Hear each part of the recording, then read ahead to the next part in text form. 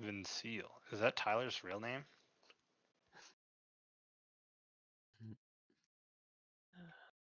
Oh, it is. It is Dieter's real name. Or not Dieter's real name. Fucking Tyler's.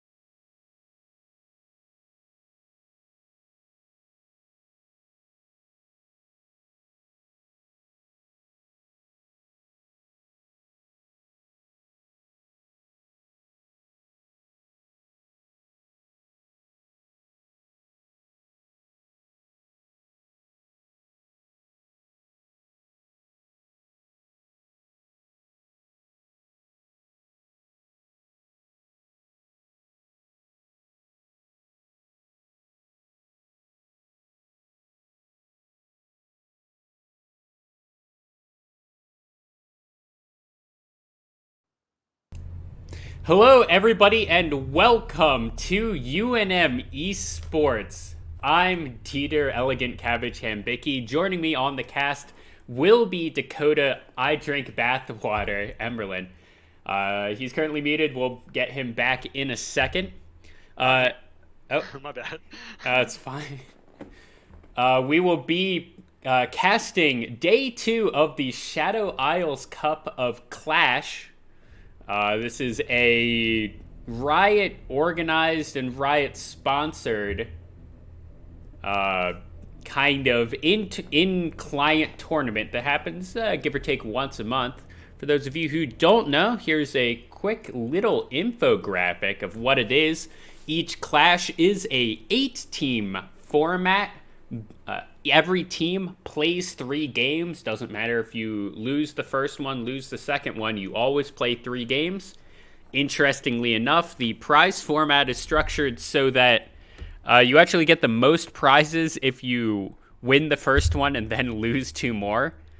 Well, you get the most prizes if you go 3-0, but if you go 1-2 and lose or win the first one, lose the next 2, that's significantly better than losing the first one, winning, and then losing. I don't know why, but that's just how it be. So this, as I've said, is day 2. Day 1 was yesterday. For those of you who were not here and watching, UNM Esports, ignore that pick ban, UNM Esports won game 1, won game 2, and in a barn burner of a game 3, 33 and a little bit more minutes, lost game 3. Game 2 was an absolute stomp. 15:46 there was the game time. Game 1 was fairly close, back and forth. If you want to watch the VODs, we have those on this channel. Be sure to hit that subscribe button. So we will go through a little bit of pick bans from yesterday. 5 champions were 100% pick ban. Nautilus, Jhin, Graves, Pantheon, and Fiddlesticks. The only one of those champions that was picked and not banned at all was Jhin, only picking up a 33% win rate in game 1, where Little Willie 69 piloted him to great success. Graves, 2 picks, 1 ban. Those were the 2 picks for UNM Esports in game 1 and game 2, going jungle and then mid, or mid and then jungle, I forget which. Pantheon, actually, UNM Esports had never picked this champion up, and that's probably why it hit a 0% win rate. Somewhat surprising if you are a follower of any professional League of Legends, seeing as he has like a 95% win rate and like almost 100% pick ban rate in the LPL, I think. I think he is something similar in the LCS, in the lock-in tournament. Galio, a 2 picks, that says 10 bans, but it should be 0 bans. I'm really not good at proofreading these things. And Nautilus, of course, the man, the myth, the legend, I Drink Bathwater, played that pick both game 1 and game 2, was banned away game 3, and that might have been why they lost game 3. Here is damage per minute in game 3. Or games 1, games 2, and games 3. Game 2, you really aren't able to get much statistical knowledge out of, because the enemy team literally didn't get a kill in game 2. It was like 17-0 when they force fitted. So the damage per minute in game 2 doesn't really matter. But game 1 and game 3, game 1 I'd say was a fairly standard game of League of Legends. And you can really see where things went wrong comparing game 1 to game 3. PPSU having almost 800 damage per minute game 1 and having less than 250 damage per minute game 3. I Drink Bathwater doing 300 per minute on the Nautilus and then dropping to 104 on the Lulu. Even Little Willie 69 dropped by almost 100 damage per minute over the 33-minute long game. The only person who went up Yellow Cactus, the Mordekaiser in that game 3, basically trying to 1v9 his team to the win there, not quite able to do it, unfortunately. And we can look at the damage percentages there, and we can see that Mordekaiser, 35 damage percent in game 3, absolutely massive. Little Willie 69 on the Jin, Kaisa, and then Jin, staying at give or take a third of his team's damage. That's about where you would expect an AD carry to be. Nautilus at 0.1 and then 0.15, and then dropping to 0.06 on the Lulu. Not great. And yeah, overall, the damages from game 3 were just lower. And it looks like someone is going to be streaming, and we can get into the picks and bans, or the early game, not picks and bans, what are they called? Looking at these teams and how UNM Esports wants to prepare for the oncoming games. So here we are. Yeah. During the scouting period, that's what this is referred to as. So during the scouting period, typically, what you'll see just from us playing yesterday is you'll see people will look up their opponents on like op.gg or some sort of thing, and we will look and see like what our opponents play a lot, what their main like role is, what their rank is, and we kind of just see what we want to ban in the phase. As Elegant Cabbage did yesterday, we kind of type it out in our chat. Hey, this is what we're looking at banning. This is what we want to get rid of. This is what we don't want to play against, to give yourself like a more favorable matchup. Yep, and generally what you're going to be looking at here, you have 3 different things that Riot Games gives you. You can also look on third-party sites like OPGG. They give you the win rates on your ranked, the amount of mastery points each person has, and then Clash history. Clash history is really only useful for determining what person's going to be in what position. This game, it doesn't look like that's going to be that difficult to figure out. I have a feeling Grand Rouge is going to be their top laner. Snoopy Ace is going to be the bot laner. Snoopy Boopy is going to be the jungler. Cheese Guardian might be the top laner. Like, see, there's some things that can be changed around, and usually you look at the history to figure that one out. Mastery, really, you only look at it to see if someone's a one-trick pony, and if you want to ban that out. Generally, I say you do. It's a... Generally, the best option is to ban out the one-trick pony in this elo, I think.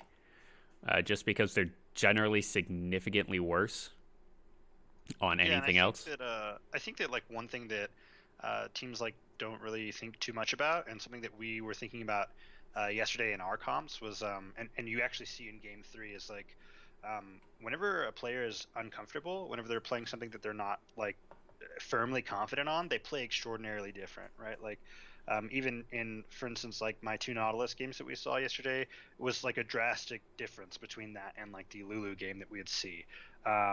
So whenever somebody's like a one trick, or whenever they play a character pretty often and you ban their character, essentially they end up being on the back foot, and that's what like you as a team are looking for, is them to be a little bit weaker than you.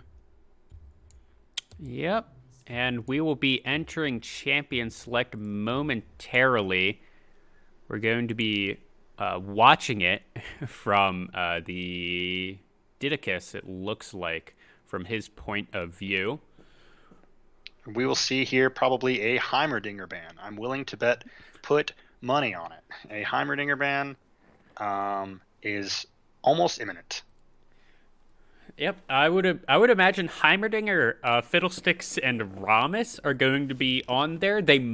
Someone might decide to ban out the Seraphine or the Nami from Luna Ephirima. Something that we did not notice, or did not really say, is since I Drink Bathwater it. And there's the Heimerdinger ban. Since he is casting with us, that means he's obviously not playing. And Luna Ephirima is in that slot in the support position. Yeah, and it looks like UNM Esports is wanting to ban Seraphine, Swain, Maokai, and then their second round is looking at Zach, Camille, Syndra, just depending on who's already been picked and banned here. So I think that's pretty safe, and yeah, that's what we expect. I also think that we could possibly see a rel ban here, maybe. I know that Luna Ephemera has been playing it a lot, and I know that it's been seeing competitive play, not a whole bunch of success. A gen ban. That's for Little Willie. That's also, if you're going down tier lists of AD carries, you ban the Jin. He's better than pretty much all the other ones combined. It's not particularly surprising that we are seeing that. Next, Swain. Swain is pretty good right now in the meta. Really good at setting up their support to carry, honestly. I don't know how good he actually is doing damage himself. Maokai, last ban, and Ornn. Making sure Yellow Cactus doesn't get his hands on that. Not entirely certain about that one. I feel like there are better top laners to ban out here. If we were watching NA/LCS, this would be a first pick Renekton. 53-ish% win rate overall in solo queue. Let's see what they decide to do. I think that like a pretty common thing right now is to first pick like your jungler or your bot lane, one of your two bot lane. Yep, Samira right there. She's one of the best AD carries in the game. And with that Samira, you'll probably see some like really big CC support. Alistar is really strong right now, considered one of the best supports in the game. And then we're seeing Kai'Sa higher. See the Kai'Sa as the response. That's again, you go down the tier list up. Jin's ban, okay, you go Samira Kai'Sa. You can also go Misfortune's fairly decent right now. But if you're straying too far out of those four, you can also play Tristana, kinda. If you're straying too far out of those really four, you're playing suboptimally, let's say. Yeah, and this is I expect to see the Leona pick. Like this is pretty standard out of Luna Ephemera. We should see a hard CC support to go with Samira, as her passive was nerfed. Nami, not Bubble. What is it? Aqua Prison. Aqua Prison. I learned that yesterday on your stream, or while you were streaming. Nami, Aqua Prison, obviously Nautilus Anchor. Those are very strong. Nautilus and Leona end up wet noodle fighting each other, so it's a very good pick. We should see jungle picked here as well. Yep. Zach really quickly locked in here for the side of, I think this team name is Pog. Fairly decent jungle pick. I suppose it's a niche pick. I don't think he's terrible right now, but he's definitely not top tier, I would say. I'm surprised that we're seeing a Lilia pickup here for UNM Esports. So, Didicus has been playing Lilia a little bit recently, and Lilia has two builds that she can go. She can either go like pure burn damage, or we're seeing this Moon Staff, Moonstone Renewal and Staff of Everflowing Water. You can build it on Lilia, and she gets faster. She makes her whole team faster. She heals her whole team, and then she does more damage. And I expect to see that out of Lilia today. Didicus has been playing it a little bit lately. It is very strong. Alternately, he could go Leandries, but it's just a very good all-around pick. And what this leads me to believe is that Teddy, Pipisu, mid lane, will probably pick an AD character. I'm willing to bet that's what we're looking at. I would we have an jungler. Not be surprised if we see the Graves mid again. Pantheon, the last ban here of the game. Also, Mordekaiser, Darius, and Malphite. That's 1, 2, 3, 4, 5, 6 top laners. Yellow Cactus really getting pinched here in his champion pool and deciding to pull out the Poppy. I'd say that's more or less what you're forced to go onto in the tier list. I don't know what the response is going to be here in the top lane. Renekton is still available, but I feel like the Poppy preemptively counters that, really. Plus, it would be quite a bit of AD damage. Echo locked in here for the mid lane of Pog. Yeah, absolutely. And I think that Poppy is a safe pick. However, we're gonna really need to see a bunch of damage come from PPC here because if Lilia goes this like strong support-ish style build, you won't see a whole bunch of damage out of this team other than Kaisa. So we're gonna see somebody really, really big, I think, mid lane here. I'm expecting Diana, maybe Yone, maybe something like that. That's PPC's like go-to. I would like Um, to see the Yone just because of how strong that pick is in the meta at the moment. I don't think it's going to be Corki. Fun fact about Corki, he has the least main rate of any. It was the Corki. I am extremely surprised. Why though? However, I know that it's very popular in LPL. And I know that PPSU is fun fact of the day. PPSU is our local import. He is a Chinese foreign exchange student here at UNM, and he really really likes watching LPL. And I know that in China, Corki is very popular. And I think that he's probably going for this hybrid damage build that you'll see on Corki. Plus, it adds a lot of team like synergy with package. It's really good, and he can get to wherever Lilia is at any point and support him essentially. I am This a little bit worried that this is a high MR damage or magic damage on the UNM side. Kaisa mostly physical, does a little bit of magic. Lilia is pretty much all magic. Corki used to be about half magic, half. I'm gonna stop presenting to you. Hold on, I need to fix everything and spectate the game. I'm slightly worried about just the magic damage profile. However, and with 3 tanks on the side of Pog, there will be quite a bit of MR to be built. The good news is MR items suck right now, so.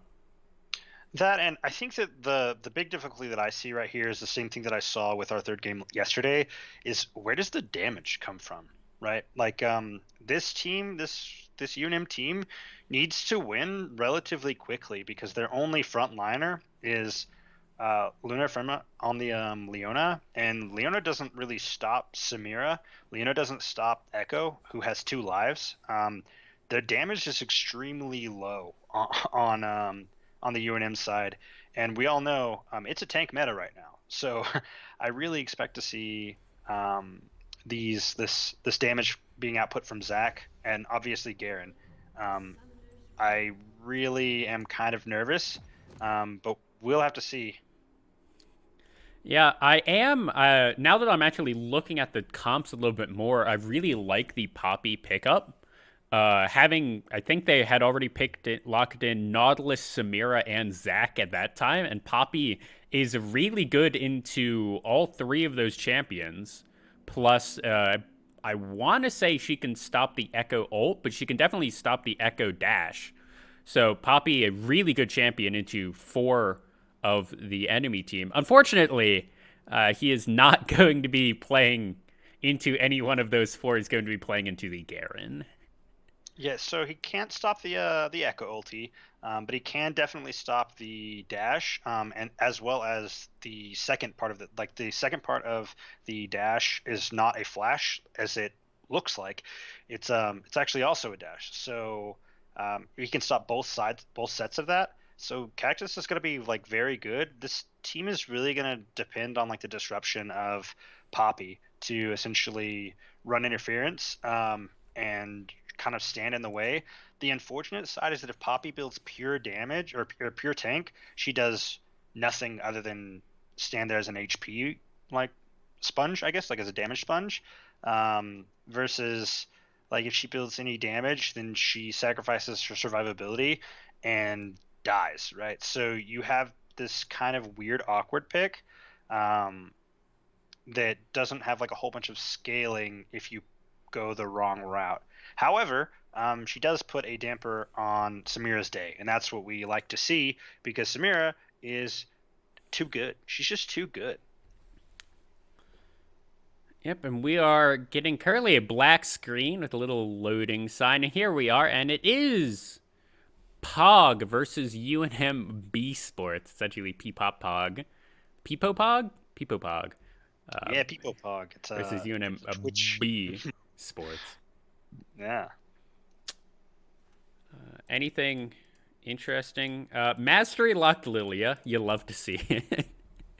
I think something that might be interesting to see is that Corki doesn't have teleport. So he's going for like this aggressive lane, right? And this is going to be extremely volatile because Echo has TP, and so does Garen. Echo going TP means that he gets, not only does he have a second life, but he has another life, right? Well, he So will have lane priority because of that, and also if he gets dove, if he dies early, it doesn't really matter. Yeah, and whereas we'll see Corki requires, like, essentially hinges on every 7 minutes with the package coming up. Echo will not have that problem.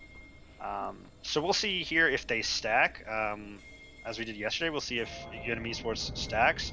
I fully expect a 5-point where somebody stands at each entrance of the jungle, just because we're looking at not TGG, Pog. We're looking at Pog's early game, and their early game is extremely strong.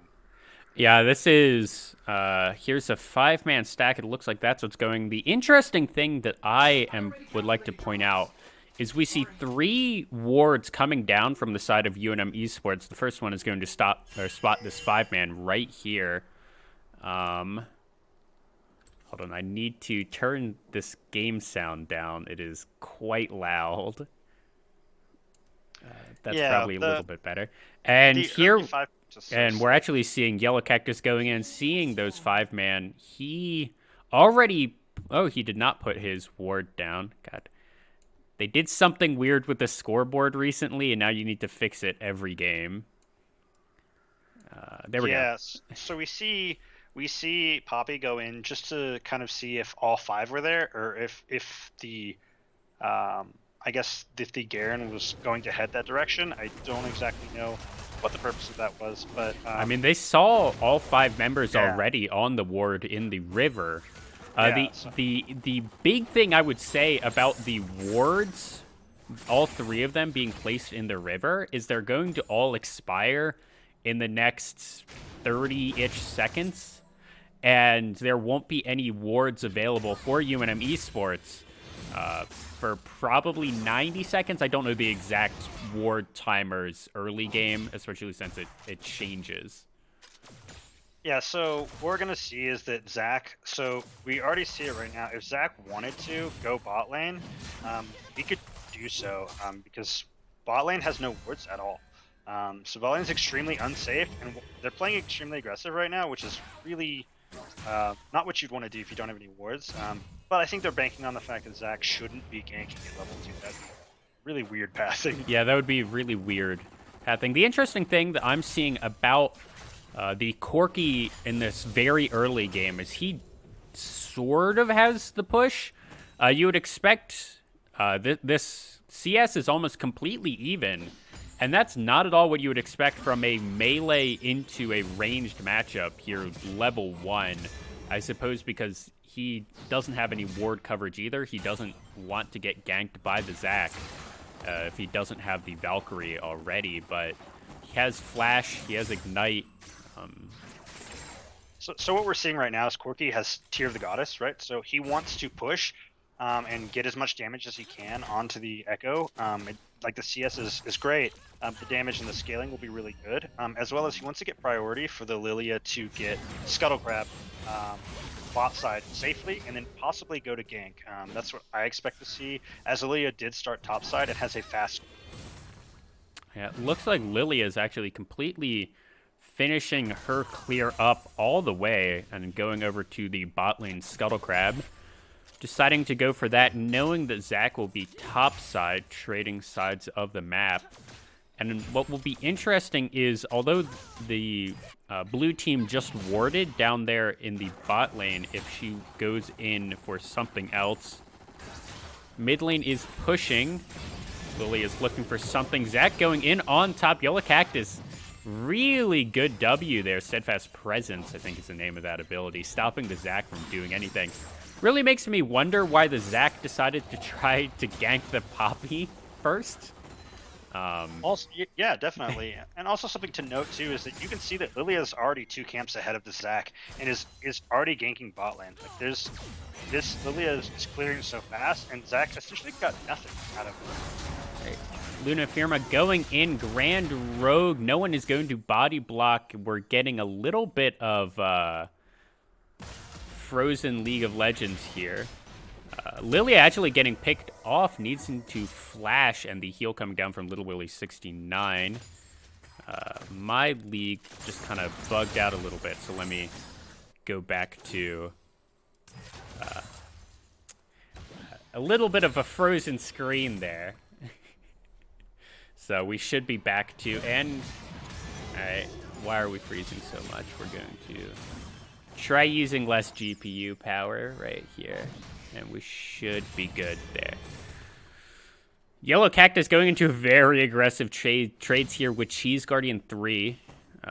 The good news for the Cheese Guardian is he has the Garen passive, so he will get a lot of HP back. Yeah, and while he gets a bunch of HP back, as long as Poppy stays kind of like on the other side, Poppy gets her passive from shield. Ooh, we're looking at a cheese ball. Luna Firma flashing forward. You can't dodge that. The flash and the heal used from Snoopy Ace, and that should be enough to get him out. Everything used from Luna Firma. Didicus looking for something, not quite able to get it. Good Swirl Seed from him, but unfortunately not level 6, so he can't send that Garen to Sleepy Dreamland. And I would actually argue that, like, while that was it was a trade for heal and flash for Samira. Samira already has like a dash that's really good for her. I would actually argue that might have been like a loss of priority on the UNM side, as now Leona doesn't have as strong of or as solid of an engage, and they kind of push like the wave kind of weird. So Samira's going to get a whole bunch of CS whenever she comes back for free. But on the other side, we see Didicus is making it worth everything on the top side of the map. 3 men are here. Dirty Deeds done DC. Trying to get Prio here for his team, but realizing no one else was really on that side of the map. Giving up, going back to CS, and that will be a Scuttle Crab here. A third one for the game, I think. Grand Rouge going in, getting the hook shot onto Pipisu, but he dove the tower while doing that, so not sure if that one was worth all the way. I don't think so, but I think what we're going to see is that either a rotation down bottom from Pog, or we're going to see them look towards the Dragon. We're seeing the rotate down bottom, but with that good control ward in the bush, nothing should come out of that rotation. Unfortunately, looking at the mini-map, we'll just go and click down there. This wave is in an awful spot for UNM, and then Pog just used both of their stacks to kill the freeze, so it's actually not that bad for them anymore. I have no idea why Grand Rouge used both of his stacks there on that wave. This should have been frozen there and been abysmal for UNM Esports, but instead it's now in the middle of the lane pushing towards UNM. So I think what we're going to see here is probably a rotate towards Dragon from Pog. Zac will never outfarm. It'll never happen. So you have to try to like win in objectives because Zac will always outfight a Lilia. So I think that that's what we're going to see. I am apparently wrong and don't know how the game works. But you know, what can you do? Well, I think what's stopping, usually at this point in the game, I would see a trade of objectives. You trade the first Herald for the second one, and now Grand Rouge getting Drowsy. 3 ultimates going down, actually only 2, and Little Willie 69, first one to pick up that kill. First blood going over to him. Not entirely certain if he needed to commit his ult for that, but it does mean that he wasn't able to get out with the hook or anything. And 1-0 on that bot lane, and there we see the rotation over to the Dragon. Yeah, and I think that we're going to see a collapse on this dragon right here, because UNM doesn't exactly do it extremely fast. Oh, unfortunate reset on the dragon. And Zach can fight this at any point in time because we know that they don't have, that UNM doesn't have Lillian. Zach not quite able to do it. Going into Let's Bounce. All three members of UNM Esports are very low. Snoopy Ace is here. Luna Firmon going in. Looks like he's going to die for that, using the Solar Flare to make sure his team guts out. Oh no, Little Willie 69 not able to dodge the hook shot. He's going to go down to Snoopy Ace. And that was a trade of 2 for 0. Pog getting the, actually not getting the dragon. And they're going to steal away this blue buff.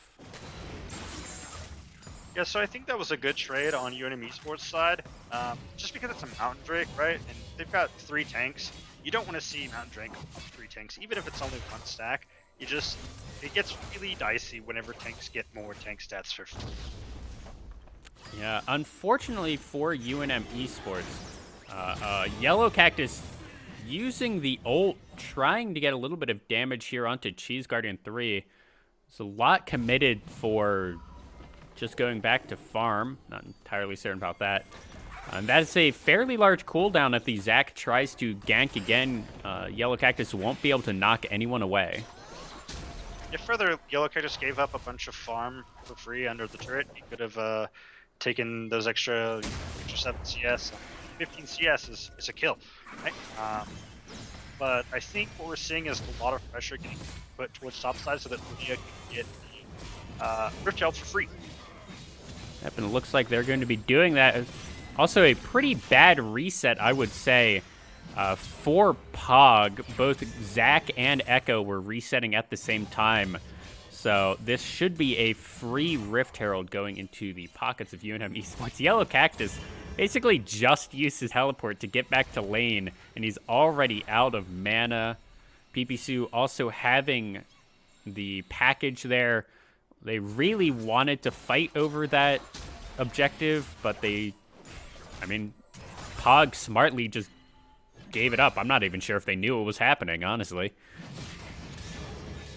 Yeah, so I think that what we're going to see is we should see UNM side dropping Herald somewhere to try to get people out of lane as quickly as possible, and then start the rotate game. We call it the blender. And the goal is to get somebody out of lane so that you can all go to other lanes and win them. Oh, unfortunately. That was unfortunate hook. I've done that, of course. I think everyone who's played Nautilus ever has done that, where you think you're clear of the minion waves, but you're actually not. So good news for Little Willie 69, not having to dodge out or anything. I think he would have been fine even if he did get hit by a hook there. PPSU going forward, Didicus throwing down that first Rift Herald, and this should be 3. Grand Rouge going in, then Let's Bounce. It should be the next one. Luna Firma using a 3-man Solar Flare. He's going to be the first one to go down. No flashing out. Little Willie 69 getting a Prey Seeker from across the board, then ulting forward, not quite able to do it. Snoopy Ace at 0 HP, going to go down there. Dirty Deeds done DC going very low, still did have access to the Chrono Shift himself. Now Yellow Cactus from downtown, stunning Cheese Guardian 3. He's very low himself. Snoopy Boopy over the chicken wall looking for something, and now Dirty Deeds done DC teleporting in. PPSU tried Valkyrieing out, not able to do it. Demacian Justice coming down. Little Willie 69 going to not die, having used the heal there and forcing the Chrono Shift out of Dirty Deeds done DC. Overall, that was a 1-for-1, I think. Yeah, so it was a 1-for-1, but the UNM did get a bunch of plates out of it.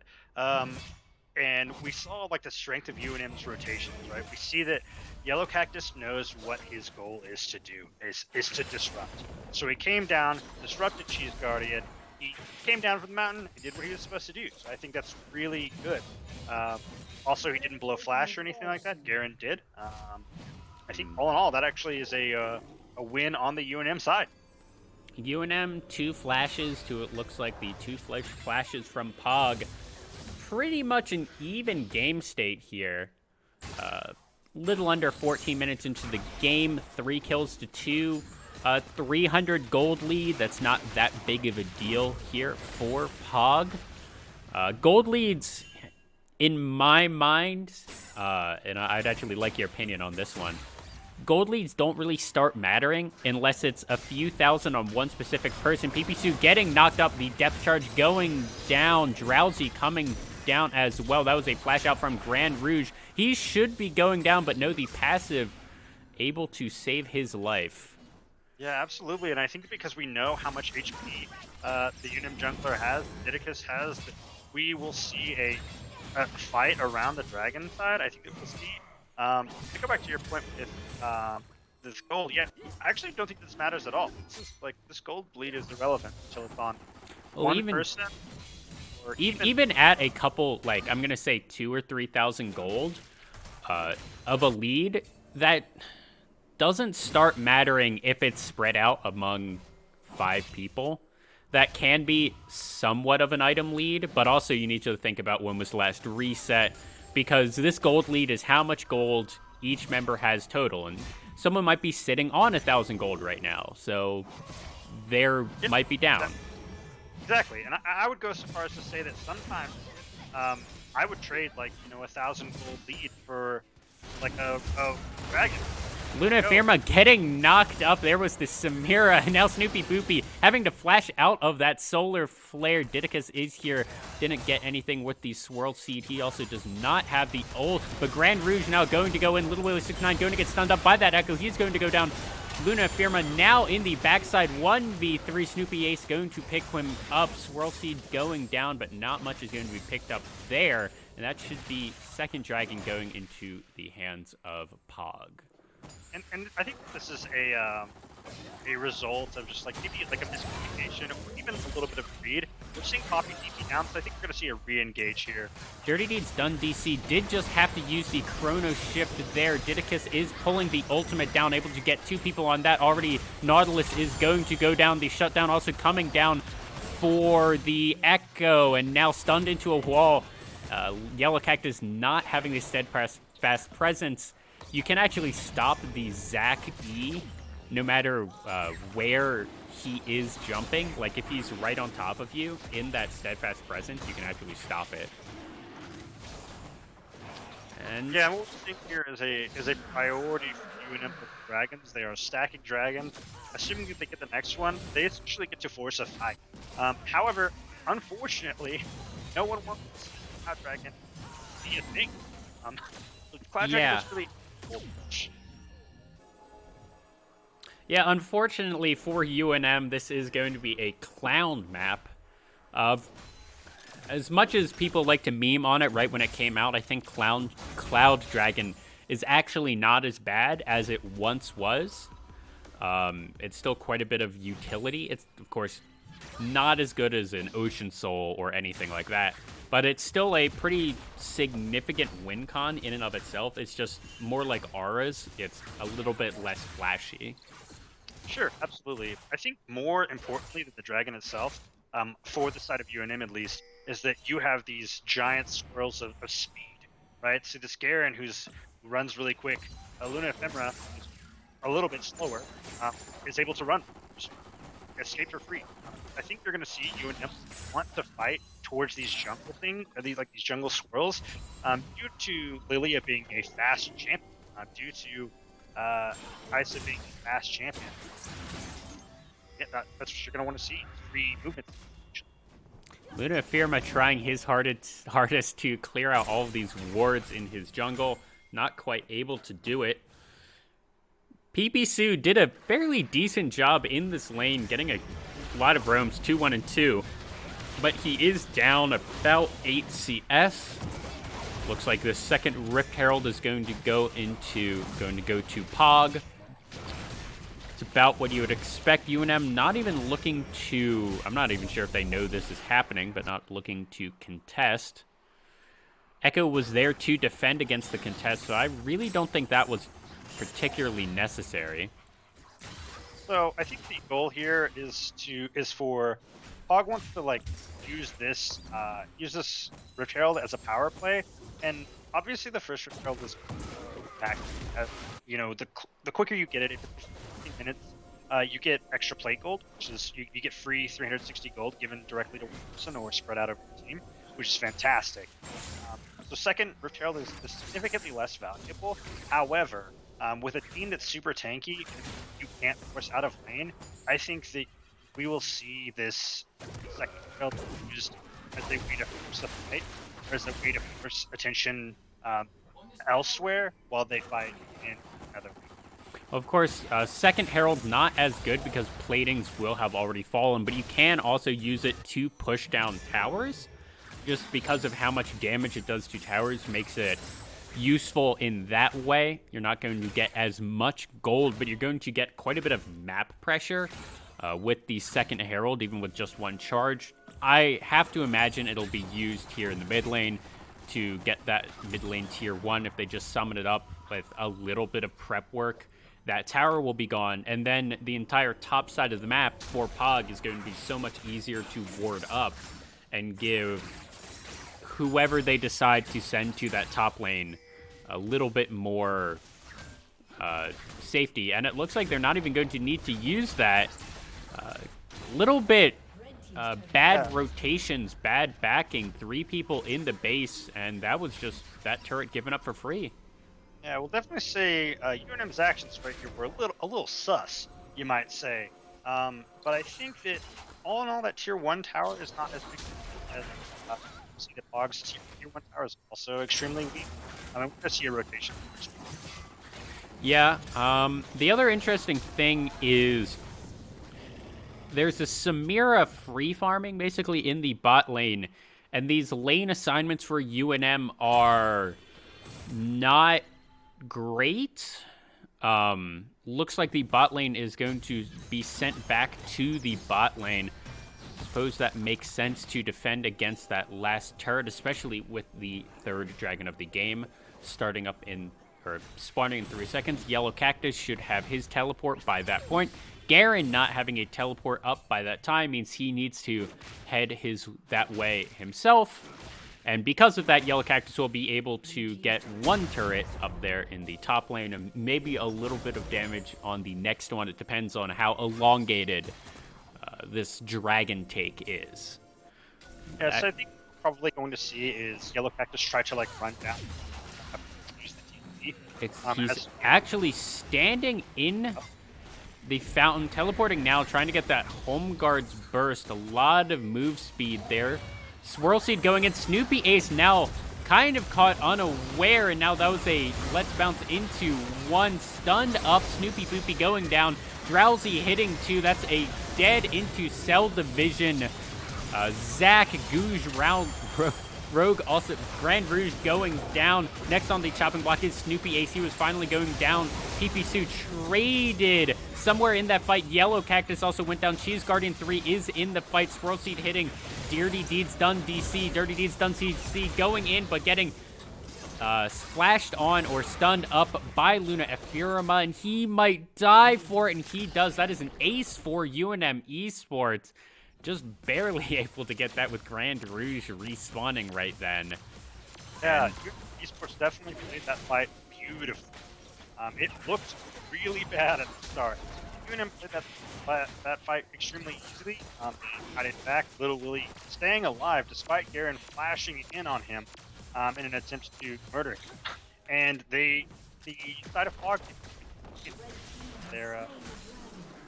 their Rift Herald. So they actually lost in so many aspects here. And now we see. I'm not entirely certain about that Rift Herald. It looked like they were trying to use it in the bot lane to draw UNM away from the dragon.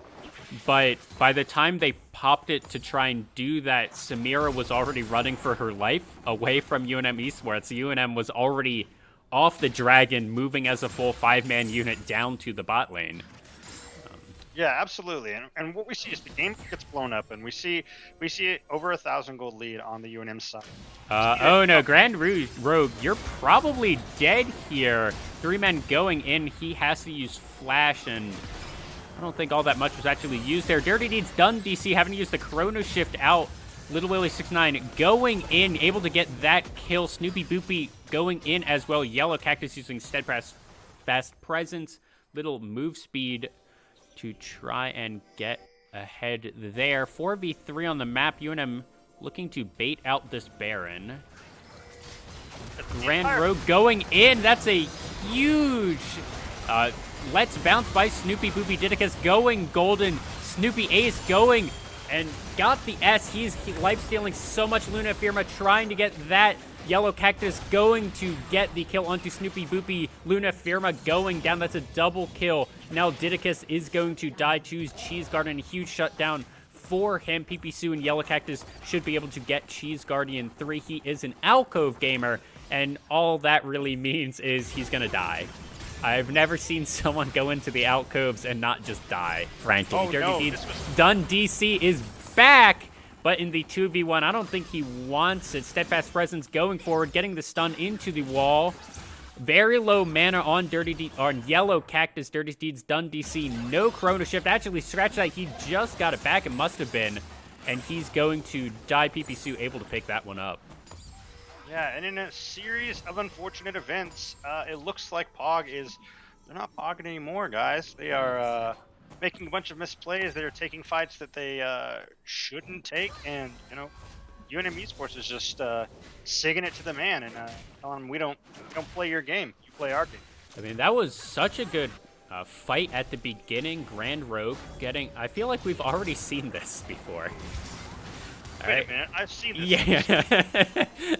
I feel like 2 minutes ago in the exact same spot, that Nautilus was caught as well. UNM Esports starting up the Baron. But that was such a good early fight from Pog. They had a 4-man stun from Snoopy Boopy into the Let's Bounce. Yellow Cactus, that's going to be a dead Nautilus, trying to give it over to Little Willie 69. He had to use the ult, and now Snoopy Ace is probably going to die as well. There goes the Baron. Snoopy Ace going into his Katarina cosplay, and now Dirty Deeds done. DC does have the Chrono Shift, but he's not going to be Chrono Shifting anywhere. That was a perfect stun combo going Drowsy. Cheese Guardian 3, very tanky, but with 4 members in between the turrets, that's going to be a 4-for-0, plus the Baron on top, and UNM Esports in a commanding lead of this game here at 26 minutes.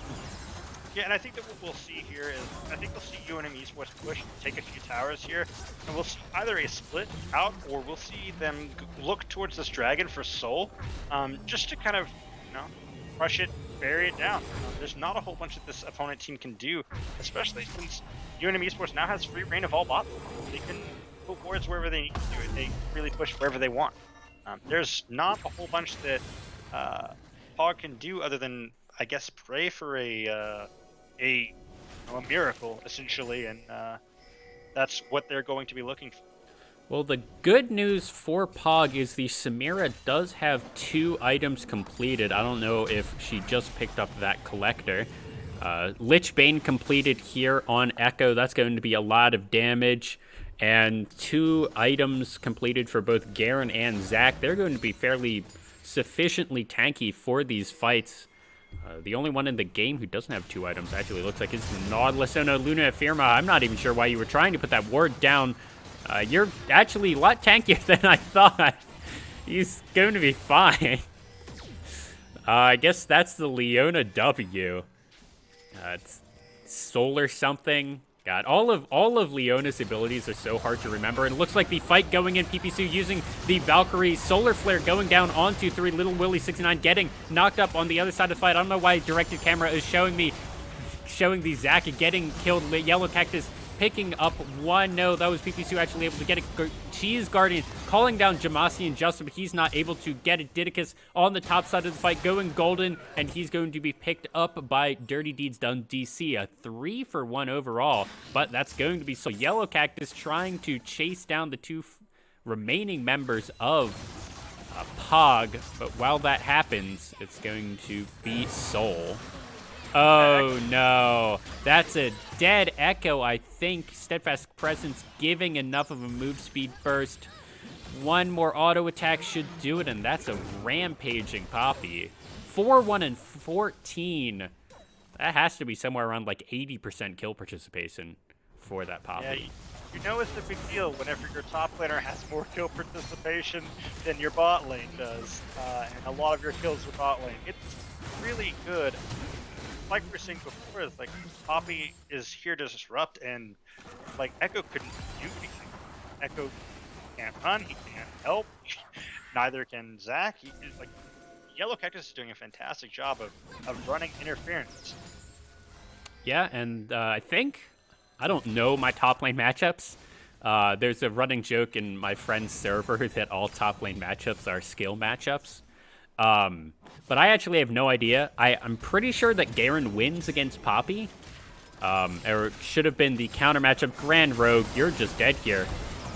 Depth charge went on to Little Willie 6'9" to teleport from behind. Dirty Deeds done DC looking for something. A huge let's bounce PP2 getting shut down from the Samira. Samira not able to spin as much as she wants. Now the spin to win is coming out of Cheese Garden. Lena Firma very low. Little Willie 69 unstoppable. Yellow Cactus unstoppable. And a fight that looks so bad here for UNM Esports actually going even. Yellow Cactus and Little Willie 69 trying to chase down Cheese Guardian. Now Little Willie 69 taking a decent amount of damage. Cheese Guardian probably going to go down here anyways. And Dirty Deeds done DC went down on the other side. Was he going for the execute there? I feel like he could have just walked out. And we're getting another... I also got a freeze. I think this is a forfeit. Oh, yeah. Sometimes the game does just break in...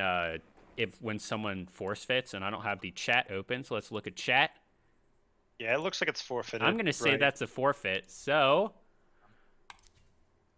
leave. I concur. So what it looks like in that game is that UNM played their comp to a T, right? And Pog, they were there. Yeah. They played the game. But the whole point of their team was to keep the Samira alive, and they couldn't do it. Grand Rouge, just basically sprinted it down, going in places that you shouldn't go, not warding properly, and honestly, UNM just capitalized on it. They even the last fight, they sat in a bush and waited. Congratulations to UNM. They did a great job on that. Yeah, and I was a little suspect of the Corky pick, but 7-3 and 15.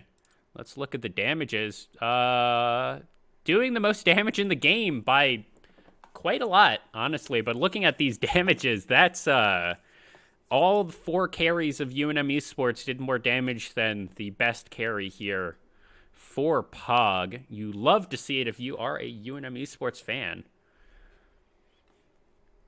Honestly, it didn't even feel like Didacus was doing... Is it Didacus or Didacus? I just call him Didacus. Okay. I'm going to be honest with you. Okay, so cool. Didacus. It didn't feel like he was doing that much damage, but, I mean, if you look at the graphs, they don't lie. To quote, what is that, Evanescence? Look at this graph. Oh, yeah. Evanescence, that other Canadian band. They're the same. Yeah. No, that isn't... What is that? I don't actually know.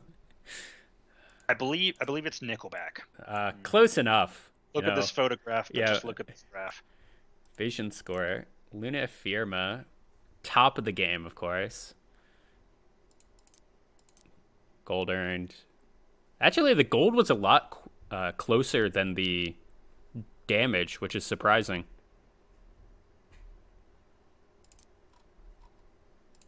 Yeah, I think that was a pretty good game. Like I said, I really am. I'm just proud that UNM Esports played that. Just played it to the team. They played what they wanted to do. They had a goal, obviously, with their picks, and they played to it, and that's fantastic. That's what I like to see.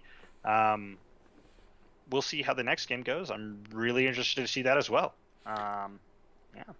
I mean, just looking, if you go to the match history, looking at the gold graph, it was pretty much even right up to 21 minutes. And then I think that big fight around that third dragon just really broke the game open. And from there on out, it was a pretty decent, a little blip here and there of a more even team fight. But pretty much exactly what you'd want the gold graph to look like. Yeah, absolutely. We like realistically, they just like I said, they played to their strengths. And they didn't NARAM, which you sometimes see. They didn't all go mid and you know play a lovely game of Howling Abyss. They played really safe, and I mean, you're showing us the kill map. Like they played pretty well. A lot of these kills are focused bot lane. And yeah. It's actually a lot more bot lane focused than like almost all the fights were around Dragon, and barely anyone died actually in the river or that Dragon pit, which is a little surprising. We see, I think the most telling thing about this kill graph is if you look at the blue jungle for this red team. Wait, no, that's the red team's UNM. Huh. There's quite a bit of kills just here in the unless that's kills of red and then like blue dying. In the blue side jungle here. That's Yeah, so I think it's kills of red on the. Yeah, I think it's kills of red. Yeah, it has to be. 'Cause there's a Yeah. lot more red dots than blue dots. But that's really indicative of this game. Just over and over, this team, Pog, just got caught out in their blue side jungle for really no reason. I mean, we saw the Nautilus dying twice for nothing. Yeah, he was being Nautilus just being a little naughty and not going where he should be. I don't like that. Well, it looks like Didicus is up showing us what we are going to see in the next game. We've got about 45 seconds until the champ select goes on against BAF. BAF. Yeah. Tier 1. The interesting thing about this, it looks like they have 2 AD carry mains. The stream was paused. That's oh, and we're back. Total mastery. Nothing. It doesn't look like many one-trick ponies. Only 326,000 points on Nami. What are they? Some sort of casual? Imagine being a Teemo player. Could definitely not be me. Yeah, so basically, but looking at all of these mastery points just tells me that no one here is a one-trick pony. Yeah, and it's kind of good, but also kind of bad, because you never know what's going on. I fully expect to see this Heimerdinger ban right here. Well, why it's good is because it means you can just look at your tier lists and say, okay, we ban, you go like Olaf, Jin, and whatever, and you just ban the tier list. The highest win rate champions, you don't want to play against them, you ban them. Because having no one-trick ponies means you don't really need to vary your pick ban that much. You don't need to go, oh, this guy, he only plays fiddlesticks. Which, by the way, there's someone in, I think it's University of Wyoming. He was a one-trick fiddlesticks player. And we were like, this was before the rework. We were like, it's fiddlesticks. What's the worst that could happen? Oh, and it was the worst that could happen was what happened. That was not a good game. Yeah, sometimes these things happen. I am really surprised that we're not seeing certain other bans here, especially considering that the Pantheon pick is it's flexible between top and jungle, but I don't really think that we'd see it in support, as Luna Ephemera is not a Pantheon player to be. What was it? Fu? Beat Bath? They might not know that, so the Pantheon ban might just be, this is like in pro play, the Pantheon pick is really, really good, so just don't want to see that. The interesting thing that I'm curious about is the bans we're seeing from UNM Esports. Those are 2 bans that UNM plays, and neither that I would really be worried of the other team first picking, frankly. Yeah, I see. I'm actually really surprised on the Graves ban because it's a flex pick from UNM. So I'm really surprised to see it. This tells me that they probably have something in mind that they want to play. Um, Well, yeah, I guess. But okay, so the thing that I'm saying is, sure, this red team has first pick, so you don't want them to have you. They could have first picked Lilia or Graves, but I don't think that that's the best usage of their draft bucks, really. Absolutely not. I think so too. And Uh, having these two picks here, UNM could have picked, of course, if you pick both Graves and Lilia, that really pigeonholes. That's a Graves mid, that's a Lilia jungle. You could play Lilia top, but that's not great. Instead, we're seeing a first pick Leona. I don't hate that. I feel like it could have been a stronger pick, but to leave yourself open to not really show anything, it's a decent first pick. Countered immediately by the Morgana, and then the Kaisa picked up here. The Jhin was banned away, so that's what you'd expect. I'm expecting a Samira right now, and whatever jungler this team decides to play. I'm going to guess Olaf, just because he's really good right now, but whoever they want, doesn't matter. and the Morgana is also a flex pick here. PBC does play Morgana mid. It was an option yesterday. So Oh, we're we're gonna actually going to see the Misfortune. Believe that's been banned out a lot in the LCS the past weekend. And Alessandra, So this is a interesting wombo combo team. move that they're picking up the mid laner here. Because that means that PPC was able to pick his mid laner.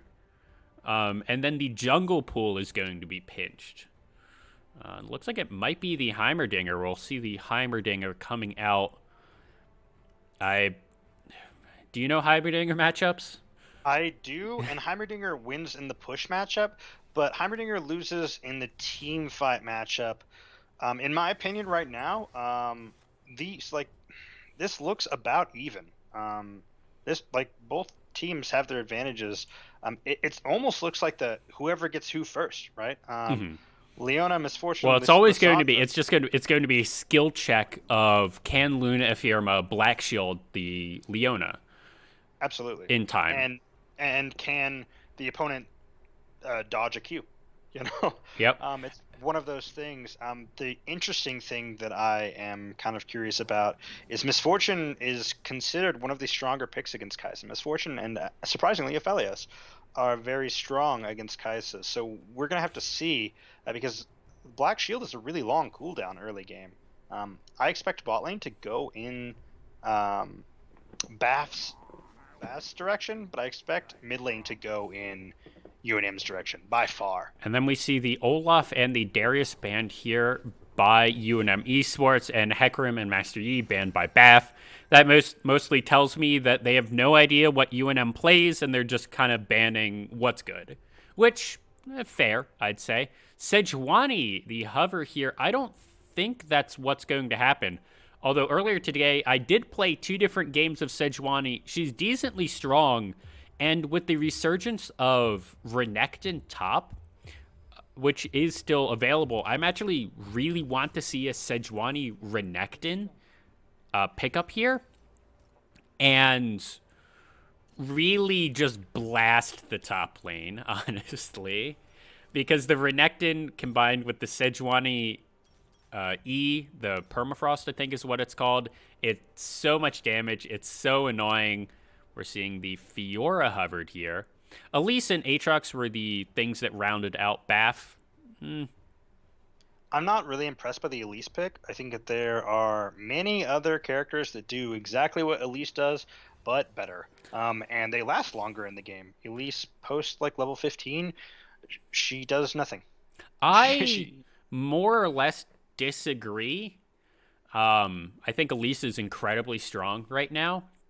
One of the highest win rate junglers, incredible burst potential, even in the late game with really cheeky bush setups. If Heimerdinger or Kaisa just walk by the wrong bush, if Elise is in there, they're dead.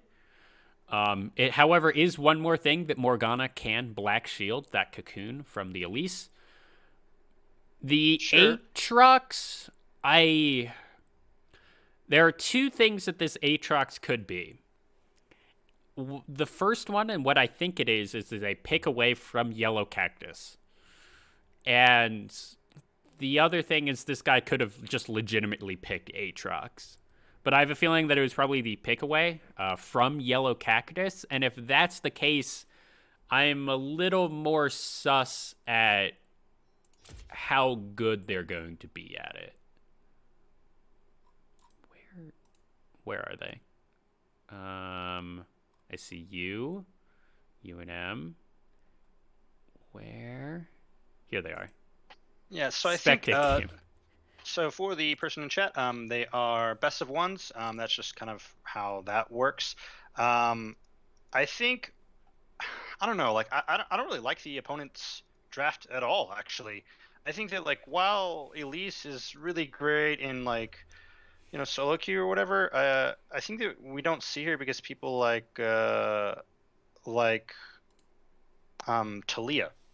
like obviously Lilia was Ben. We see Talia, we see Nidalee, and they do that. And then Aatrox just like it feels weird. Like those are like really weird last picks to me. Like those seem really strange. They looked really even. Both teams looked even at 3 picks, and then we see the last few picks, and I'm just like, what is happening in my eyes? It feels really not good, to say the least. Yeah. I I like the Elise because I feel like this team, for Bath or whatever we said it was, is good in the like. This is an insane mid game early skirmish team. Honestly, like levels 6 to 11, I don't think UNM has a chance. Absolutely, I agree with you 100%. Like 100%, I agree with you. This is so mid-rangey, and I think because of that, like, as long as UNM can weather the storm, uh, I think that they won the draft in my opinion. Like it just, yeah, But also because of that, I honestly think that the ease of execution on Bath's team is so much lower than on UNM. Like UNM, you need to hit the Glacial Prison, you need to hit the Ornhorn. You have not a Hecker, a Heimerdinger that's weird to play around. Whereas Bath's team is very much, oh, there's someone there, let's kill him. Like they have a Leona, a Lissandra, and a Elise. Combine that with a Misfortune. That's someone like if someone's out of position for UNM, they're dead. yeah, absolutely. I think that like the big thing that we're gonna see is how well I think that Bath's team, if they play front to back, they have Lissandra to disable people, they have Elise to disable people. You can only black shield one person, right? And so it can get real spooky real fast. However, the later we go into this game, the worse it gets. It's nigh impossible to gank a Heimerdinger. Like he just outputs damage for no reason. It's nigh impossible to gank a Heimerdinger. Heimerdinger outranges Lissandra, so mid lane is sort of blocked off. Like how do you gank an Ornn unless like if you miss your stun, then you're done. So it's kind of a weird looking game. I definitely put it towards UNM. I think UNM, if they last past 17 minutes, we will see them just. I think we'll see Bath just roll over and die, for lack of a better word. There are, I'm going to say, two different interesting keystone masteries that were picked up here in this game. One of them is Yidong 1977 picked up. He's going electrocute instead of. You can take aftershock on the Lissandra. That's a little bit tankier. I don't know if that's still an available build in season 11, but that's something you could do. And I'd almost appreciate the utility in this team a little bit more than just more damage. The other one, I think, is the... I guess it's the... Well, there's also Guardian being picked up from the Leona as opposed to Aftershock. That one, you can kind of go either. Doesn't really matter. And also, you go press the attack on Misfortune. You can go Comet. That's usually what you see for the support Misfortune, and that means that she's going... I think you go Shield Bow on Misfortune, but I'm not entirely certain about that. Yeah, and Shield Bow is such a weird item right now. There's an argument that there are 3 characters that you play Shield Bow on. It's Yone, Yasuo, and Samira, and then everybody else you just go Gale Force or Kraken Slayer. And I think that this build, like these PTA just feels kind of weird on Misfortune, but I think it's to combine with the damage of the passive from Leona. I think they're going for this burst, just kill you. And already Yidong 1977 having to chug one of his corrupting potion spots, and this is one of the things about Heimerdinger. If you don't know how to play against him, he's one of the hardest champions in the game to just pick up and play, because his playstyle is unique. It's similar in my mind to Aurelion Sol, where if you're really good at either champion, you're going to have an incredibly high win rate. But if you're mediocre at either champion, you're just going to get demolished. Yeah, and I think that we're going to see what's going to end up happening here, because you can already see that, oh, here we go, gank mid lane. And that's first blood going down to Pipisu. Aggressive Steve, actually his name, not even able to do anything. Going to try and chase down the Heimerdinger, but Yellow Cactus going down. Sejuani coming up to make sure that he's fine. Yellow Cactus might have missed out on a few CS, but overall, that's totally worth. And this is exactly what I said early game, right? I said that like Heimerdinger is nigh impossible to gank, and now it's going to get worse. It's not going to get easier. Heimerdinger doesn't have to go back for mana, right? Like, and anytime Lissandra wants to walk into these turret range to like kill the turrets, she gets shot because her auto attack range and her Q range is so low. And here we're seeing the Sejuani coming around. Good hook use or claw use, and Didika's not able to push Yidong 1977 out. That would have been a disaster here for Bath if that Lissandra went down there, as she used the teleport to get back into the lane. I would like to say a little bit that was kind of a bait from the Elise. The Elise thinking that they could 2v1 this Heimerdinger. You know, he doesn't have that much HP, baited the Lissandra to walk forward, and then whoops, no HP. Yeah, and we're seeing it again. Like, look at this. Like, they're just setting up for this gank mid lane while bot is in danger. I'm in danger. Oh, Pipisu going to go down here. Yidong 1977 able to get that Didicus going forward. That was a little bit odd. And Pineapple having to flash out of the snare from Luna Ephirma. Yeah, we're gonna see this Morgana. She's like, you know, a little bit, or not Morgana. This Misfortune. She's a little bit behind now that she's got no flash. However, like she still gets to put on pressure forever. And you know, theoretically here in a little bit, if they don't land the Q, if Morgana doesn't land the Q, or if Sejuani doesn't land like an extraordinarily quick stun, her gank potential is you know minimal. They need the hard CC in order to get this Misfortune. Otherwise, she's going to start her quick movement speed off of her passive, and she's going to just run over the game. I would almost want to see in the next gank, if Didicus decides to put more pressure here in the bot side, to just go for the Leona. It's going to be so much easier to get rid of her. She doesn't have the passive move speed. Misfortune has Strut. It's going to be able to move quite quick. And if you're able to lock down a Leona, the only thing Leona's good at is going in. Going out is a problem for the champion. And once the W shield is down, there isn't much that she can do. And that was like half HP from one grenade from Heimerdinger there. Yeah, and Heimerdinger's going to be very, very strong. I assume that at some point he might even get Rise and Focus. I've seen it in his solo queue games. I've spectated PBC a lot. I expect him to go this character that just like does damage.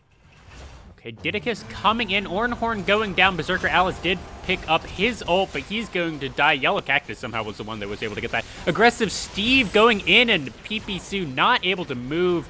A lot of damage coming down from those turrets, but it's not going to be enough. And that was just not Glacial Prism. That's Sejuani ult, whatever Lissandra ult. Just layering CC really nicely and able to get that mid laner. Yeah, and so now we're going to see the Elise get the bottom scuttle, hopefully unimpeded. Yep, unimpeded. Not hopefully unimpeded, but just unimpeded. And now she has this vision over Dragon, and that makes it a little bit harder for them to take, especially considering that MF does a little bit more damage early, as well as we have this Leona. So we're going to see a little bit more control bot, but I have a feeling that these teams play bot side towards the Dragon. And either we'll see the exchange of Dragon for Rift Herald, or we'll see both teams fight for Dragon, or fight each other, and then whoever is the victor will go towards the objective. I am hoping that UNM Esports doesn't fight over the Dragon. If they fight right now, I think they might be in a good position to win, with Pineapple being only level 5 and Ruby, aka Ruby Balboy, Ruby Balby also only being level 5. If they were able to set up the Heimerdinger at first, might be okay. But apart from that, they really need to just start seeding things to this Miss Fortune Leona combo. One of the oldest bot lane combos in the game, honestly, for things that they're known for. Miss Fortune and Leona. You just put the Solar Flare down, put Bullet Time on top. PPSU flashing out of the cocoon that accidentally hit a minion instead. Not great. PPSU using the ult. Glacial Prism going down. They're going on to aggressive Steve first. Now Didicus getting that kill. Yidong 1977 probably going to die here. Didicus deciding not to. Oh, and that was excellent rockets. Berserker Alex. Now the next one going to go down. Yellow Cactus flashing over the wall, getting the brittle stacks, and Berserker Alice able to walk out. And after that really good trade in the mid lane, UNM Esports able to pick up that first Dragon. We're seeing just like this hyper-focused mid lane, and I'm sure that there's like this feel from BAF that they need to get this Heimerdinger under control. But this hyper-focus is actually kind of like getting rid of their win con. Well, I also don't understand why they're doing it, because why gank mid? It's a Lissandra. She's never not going to be useful. Like, you just lose the lane, whatever. You still have a point-and-click CC with your ult. Like, you just go into the mid lane with that. Sure, you're going to be down 20 CS or whatever, but it's kind of the tank mentality. You'll be fine. Didicus finding Ruby Balboy in this bot lane. Little Willie 69 flashing, or not flashing for it, and there's Bullet Time really stopping anything else. Solar Flare going down. Little Willie 69 taking a lot of return damage. Pineapple stepping forward, and I think that's all UNM really wants. Pineapple away from his support. I don't think you want to be this far forward. This is exactly what I was saying, is that like if they don't land their hard CC, how do you kill this Miss Fortune bot? Like, how do you kill her? She outputs more damage than you. This is like a really dangerous thing, and I think that's why Didicus should continue doing what he's doing, which is wait for the return gank mid lane. However, we're seeing a Elise top lane. They're sitting there waiting for the gank. Berserker we'll see how this Alex goes. should have one more. Ornhorn not available. Yellow Cactus trying to be in the minion wave to dodge out of the cocoon, and now that's going to be 2 kills here. Both of them going over to Little Willie 69, and while that happened, we're seeing 1 kill going over to the Elise, 2-1-1. That's an okay scoreline for Elise. You'd like to see her having more just on that champion. Good news for Yellow Cactus, he does have the teleport, but I don't think he will want to use it as soon as he's up, because if he teleports here while he is losing all of this CS, he'll just die again.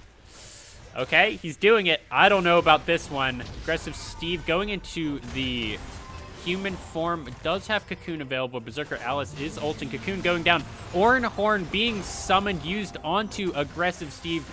Didicus is here, going forward, flashing forward. Aggressive Steve getting slowed up, getting the smite, and that's 1 kill going over to Didicus. Yeah, you can't escape this. It's really rough here. We're seeing that that they're just making these bad trades. Bath is just giving things up. They could have gotten this Rift Herald for free. Instead they created an extra plate. They did get at least 2 plates there. Only 1 plate left on that top lane turret for Yellow Cactus. If Aggressive Steve does return to the top lane and get the kill, or even just force Yellow Cactus out, I don't think that will be too hard to get. That Little Willie 69 going in. Solar Flare used, and this is going to be a dead Leona, I have to imagine. Rooted up. Pineapple doing a lot of damage in return with that bullet time, but not enough to save his support. Yeah, Pineapple is playing really weird. They're splitting the focus here. Oh, another gank on. Oh my god. Aggressive Steve really just baiting in there. Didicus is here, and this spider's going to get squished. Glacial Prism going wide. PP Sue trying to get something, not quite able to do it. And at some point, Didicus was actually able to pick up the Rift Herald, and that's going to be first tower and all 5 plates going into the pockets of PP Sue. Yeah, that was I'm with you here. Like, I don't understand what Aggressive Steve aggressive. It is aggressive, but I'm not going to say that. I don't know what Steve is doing here. Like, what purpose is going mid lane behind? Especially, like, right now, if this bot lane was even, this would be so good for Bath to use this Elise and just dive. Like, they have a Leona, they have a Misfortune, and they have an Elise. That's terrifying for the other side. Like, this should have been at least a few dives by now on the bot side. Like, there's only 1 black shield, but there's so much CC. And they're throwing away there, like, they're free. They're free. Like, they're free. Yidong actually roaming up here. Yellow Cactus might die here, but no, he actually flash forward, and oh no. Flash from Yidong, 1977, not able to get anything there. And while that's happening, now 2 people of the blue team are topside, and UNM Esports are going to pretty easily be able to get this second dragon. Yellow Cactus maybe overstaying here, going to pick up all of everything. Yidong is back. Berserker Alex just died there. That was a little, maybe getting baited in himself by the mid laner. Yeah, this is like the classic case of, like, who's the better team in solo? Just what, like, cool, congratulations, you got a top tier, but now you're gonna lose your second mid tier. Like, and what am I watching? Yeah, it's unfortunate to say the least. I'm gonna say. I'm gonna see another 15-minute and 35-second forfeit by the opponent. I don't think we're going to see that. That was a particularly bad game. Didicus going to try and get something down, but that spider's going to go right back down, and oh no, missed the flash. This is going to be a bullet time used, and then Solar Flare flashing forward onto Ruby Bad Boy, but I don't know why he did that. There was no support coming. 4 members of UNM Esports are in this bot side, and that was a perfect dive A little Willie 69 taking a turret shot at the end made it a little bit less perfect, but he'll be fine. He didn't die or anything. Now Pipisu is here looking to... Aatrox, you don't want to be there, buddy. Just walk out. Like, just walk out. They're going to take this turret and they're going to kill you. Why are you here? Like... Okay, the turret somehow survived. Berserker Alex did force the flash out of Luna Firma. I'm not entirely certain about that, but I guess UNM deciding they're too low and not able to take that turret. Yeah, I don't know what I'm watching, to be honest. Yeah, that one, it was a really good dive. I don't know why... Like, that was a good solar flare by the Leona, just hitting Lil Willow 69 point blank, and if the rest of his team was coming around, that probably would have been a dead Kaisa. But they were not coming around, or at least they were significantly far away, so then the bot lane died, then the rest of the team appeared, and... I mean, the turret's still there, but that's the only... silver lining. What we're seeing is BAF try to group, right? We're trying to see BAF group, but it doesn't really matter if you group if all of the people that you're playing against are stronger than you, and one person can just refuse to play. Like we can, you can literally have everybody but PPSU go to top lane, and they will win a fight 5 or 4v5, while PPSU just takes every other lane. It's kind of concerning. A little Willie 69 deciding to go in. Berserker Alex using his ultimate. Let's see if Little Willie 69 is able to use, I was going to say a Void Seeker to, or Prey Seeker to get the kill. See if he could get the snipe, but instead Little Willie 69 flashing forward. That's going to be a dead Luna Firma. He isn't dead yet. They're going into his ultimate. The spider is here. He's looking for a little bit more. Really good snare there. I think that saved his life, Luna Firma. Stopping the spider from doing anything. Yeah, and this is just, this is like, you know, it's like watching NA at Worlds. You kind of hoped, but you're just like, hey, do something, right? Like, it's that meme that everybody's seen. And, it's just like this is a game of League of Legends. And it's really hard to cast games like this whenever you're like, oh, you know, they could, what do they do? It's really rough. I guess, once again, this is another case of like the only hope that they don't get, you know, they get lucky. I mean, at this point, they'll have to get lucky over and over and over. It's 18 minutes into the game. We said that this is a mid-game team comp. This is when BAF's team comp should be online, and instead they're 7,000 gold down, and probably are going to be 3 turrets down as well. The third, or the soul going to spawn at about 24 minutes, and honestly, I'm not even sure if the game is going to go that long. At the pace we're at, BAF doesn't have a tier 2 turret in mid lane. Yeah, and honestly, this is what the team comp that the game that BAF promised us with their team comp is much like Comcast. It is embarrassing. Nothing happened. Aggressive Steve getting... Okay, that was a Glacial Prism used down. Pineapple rooted up. Perma CC'd. Yidong going to get the kill onto... Actually, Aggressive Steve going onto Luna Firma. Rudy Bad Boy went all the way into the backline. Berserker Alex going to get killed by Little Willie 69. While that's happening, Yellow Cactus is basically 1v3ing the backline. Aggressive Steve going to try and get, I don't even know what that was, the bouncing grenade going to stun up Yi Dong, and Luna Firma's the only one that went down in that fight. You can, I guess, blame he was a little bit far forward for being a Morgana, but, you know, it's also one of those, oh no, the support died. Okay. Yeah, oh no. Anyways. Yeah.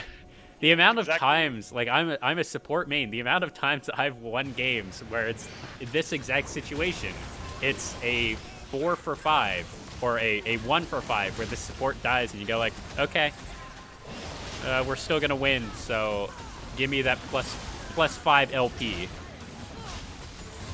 Yeah, and now we're just gonna see them back. They're gonna back their monies, all their zenny. They're gonna spend it at the shop. They're just gonna take it and just run it down.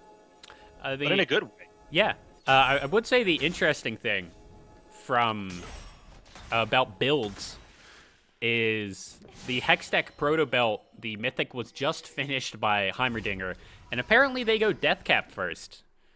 I Yeah, so didn't know that was a thing. So Heimerdinger's I think it's his rockets. His rocket. Horn coming down. Really good repel there from Aggressive Steve, but unfortunately had nothing to repel to. Having used a flash, excellent Glacial Prism. Now Aggressive Steve probably going to use all of his legs to get out. Luna Firma does have flash if he really wants to commit to it. That's going live, and Berserker Alex having to use his ult for a little bit extra move speed to get out. See, this is what BAF would want if their bot lane was not bot lane. The UNM team just, all of their ultis didn't get a kill, and you would want to, if BAF was here, they would be fighting, they would be maybe doing better, but they're just not capitalizing on it.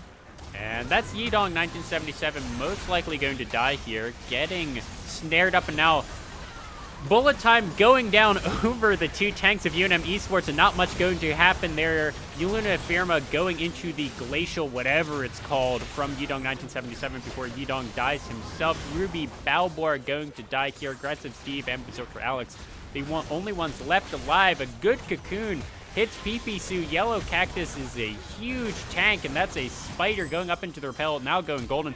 Berserker Alex so low. Pipisu going to die here, deciding to dive 2 turrets, and now it's Berserker Alex versus the world.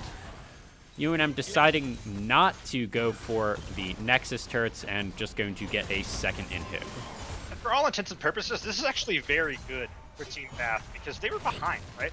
And they still didn't win a fight necessarily. They took it too, right? They didn't literally lose. Yeah, and that's actually all right. The downside, however, is that Mountain Drake spawns in 2 minutes, and that unfortunately this is Soul. And you don't get any stronger. You will go downhill from here. I'm gonna say the other unfortunate thing is that was a wombo combo from Pineapple. The bullet time was right over everyone it wanted to be on UNM Esports, and Yellow Cactus and Didicus took no damage at all. Yeah. So throw away the mid, throw away the early game for a chance to gain earlier, I guess. Not worth it. And it wouldn't have been that bad if it wasn't an Ornn and a Sejuani, but unfortunately for BAF it is, and they are now almost the exact same build path, which is kind of funny. I'd actually say that they are pretty much exactly even on gold overall. Wow, a very nice Cocoon on the... that was... I'm going to say that was good reaction times by Pipisu to put up a turret to block the Cocoon. Yeah, 100%, dude, obviously. Like, it's just a... No. Well, it's actually... That's a Heimerdinger can be a counter towards Blitzcrank if you have the reflexes.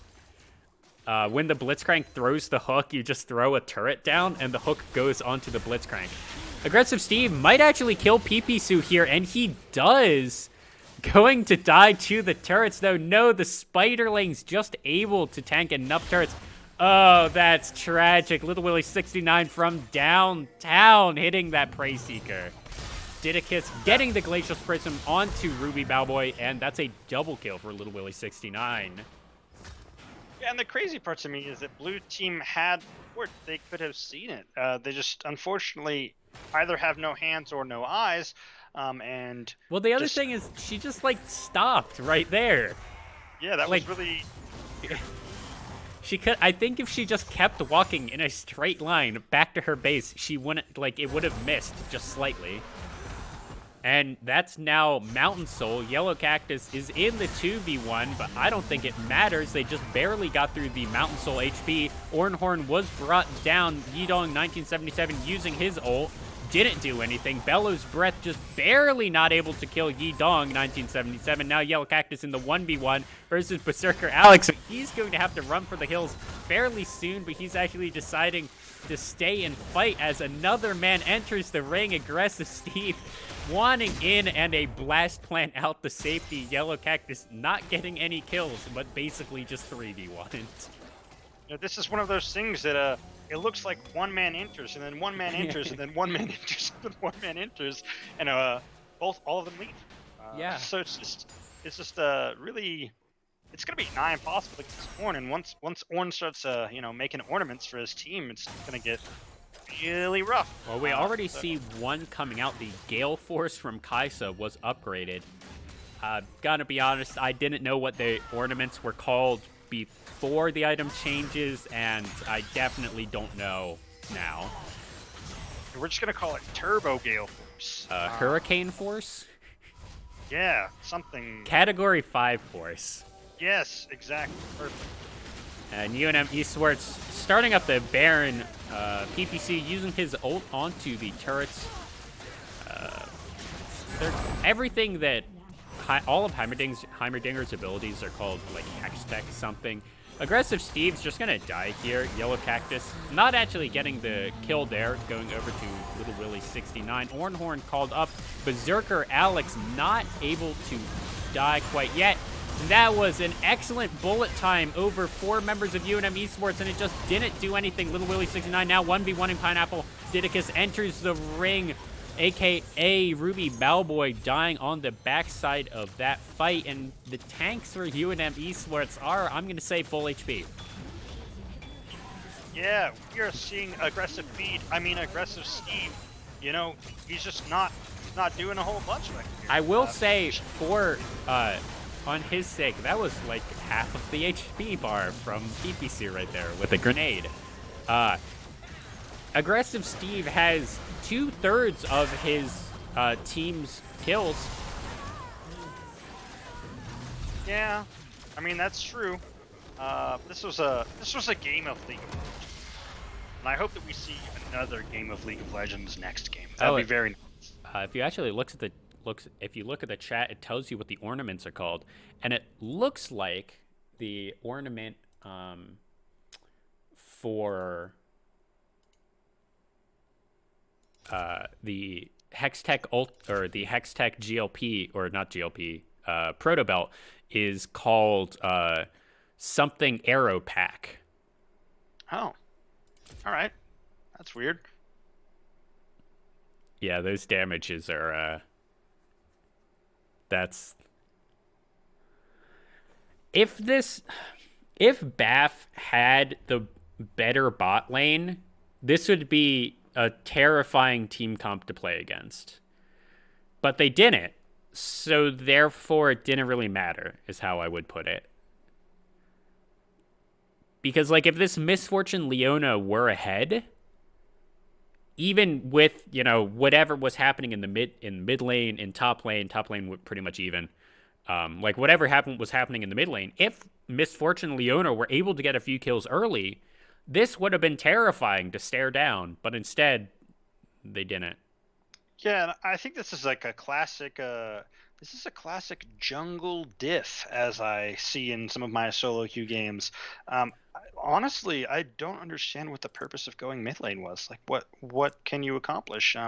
As the former UNM mid laner, I know more than anybody what Lissandra, Malzahar, champions like that. I know what they do, and they win even if they lose. So I mean, you go mid lane. Like if this was an Olaf, I keep going back to him because he's really prevalent in the meta. Like if this was an Olaf instead of an Elise, you go mid because Olaf Lissandra can set up kills for the Olaf. But the Elise, it's a similar champion but a little bit different, and that's not like this is when you would go bottom. And you just dive, and maybe they were just afraid of the Morgana. I don't know. And while like while we might see like a difference of opinion in the Elise has probably the best dive game in the game, right? Like it's she dives and then she escapes for free. She has there's no punishment, right? So you whenever you're ganking this mid lane, you're telling yourself, you're telling your team essentially that you're willing to sacrifice your mid laner, and you're just like, all right, cool, we'll throw you away for an early lead on Elise, and that's great, if Heimerdinger doesn't also get an early lead, and it's really sad to see, but also on this side of UNM, it's great to see. Yeah. I don't think we need to look at the gold graph for that game to know what happens. But we are, it looks like, scouting for Clash again. Actually, almost no time left. So 20 seconds left. That's a lot of mastery points on Lulu. Oh my god, that's a Riven one trick. I'm expecting a Riven ban. Yeah, if we don't see a Riven ban, I would be slightly confused. But it looks like this support player plays a lot of enchanters, so Oh, I that's a have lot. That's an insane amount of points on all of those champions, honestly. yeah, That's the only thing you do is play League of Legends amount of points.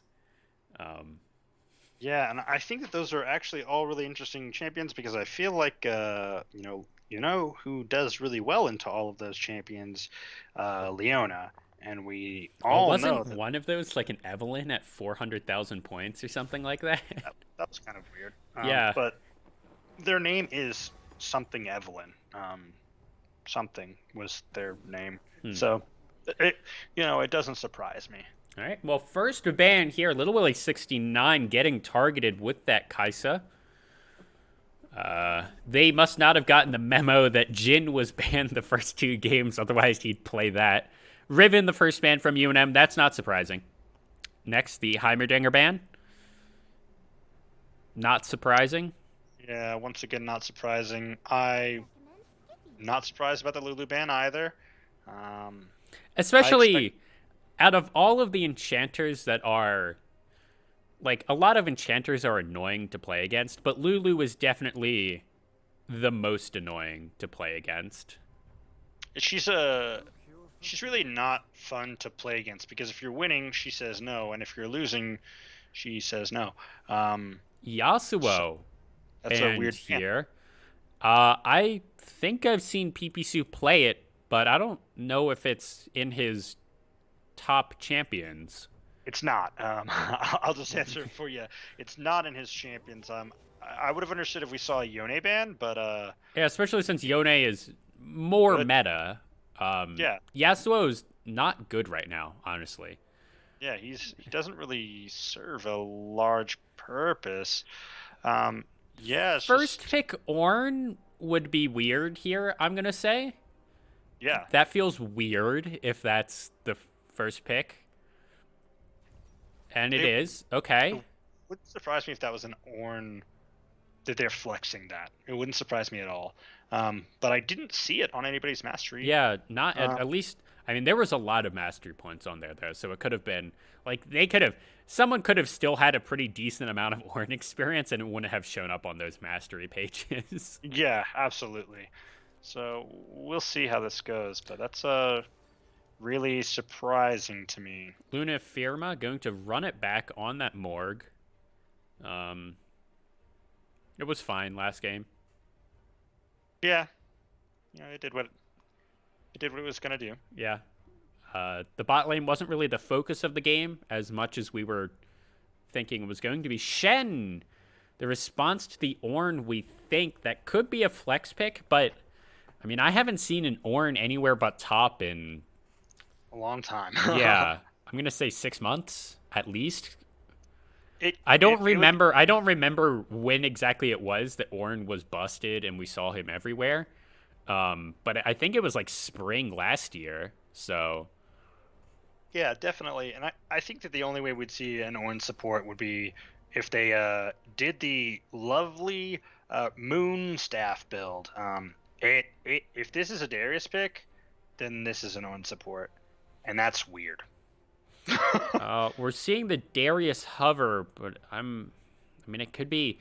Okay, now it could be a Twitch jungle or a Twitch support, or it could be an Ashe support. However, the Ashe support, in the preseason, you could go Imperial Mandate, and that was nerfed a lot, I'm going to say. So I'm expecting this to just be an Ashe AD carry. Not the best AD carry in the meta right now.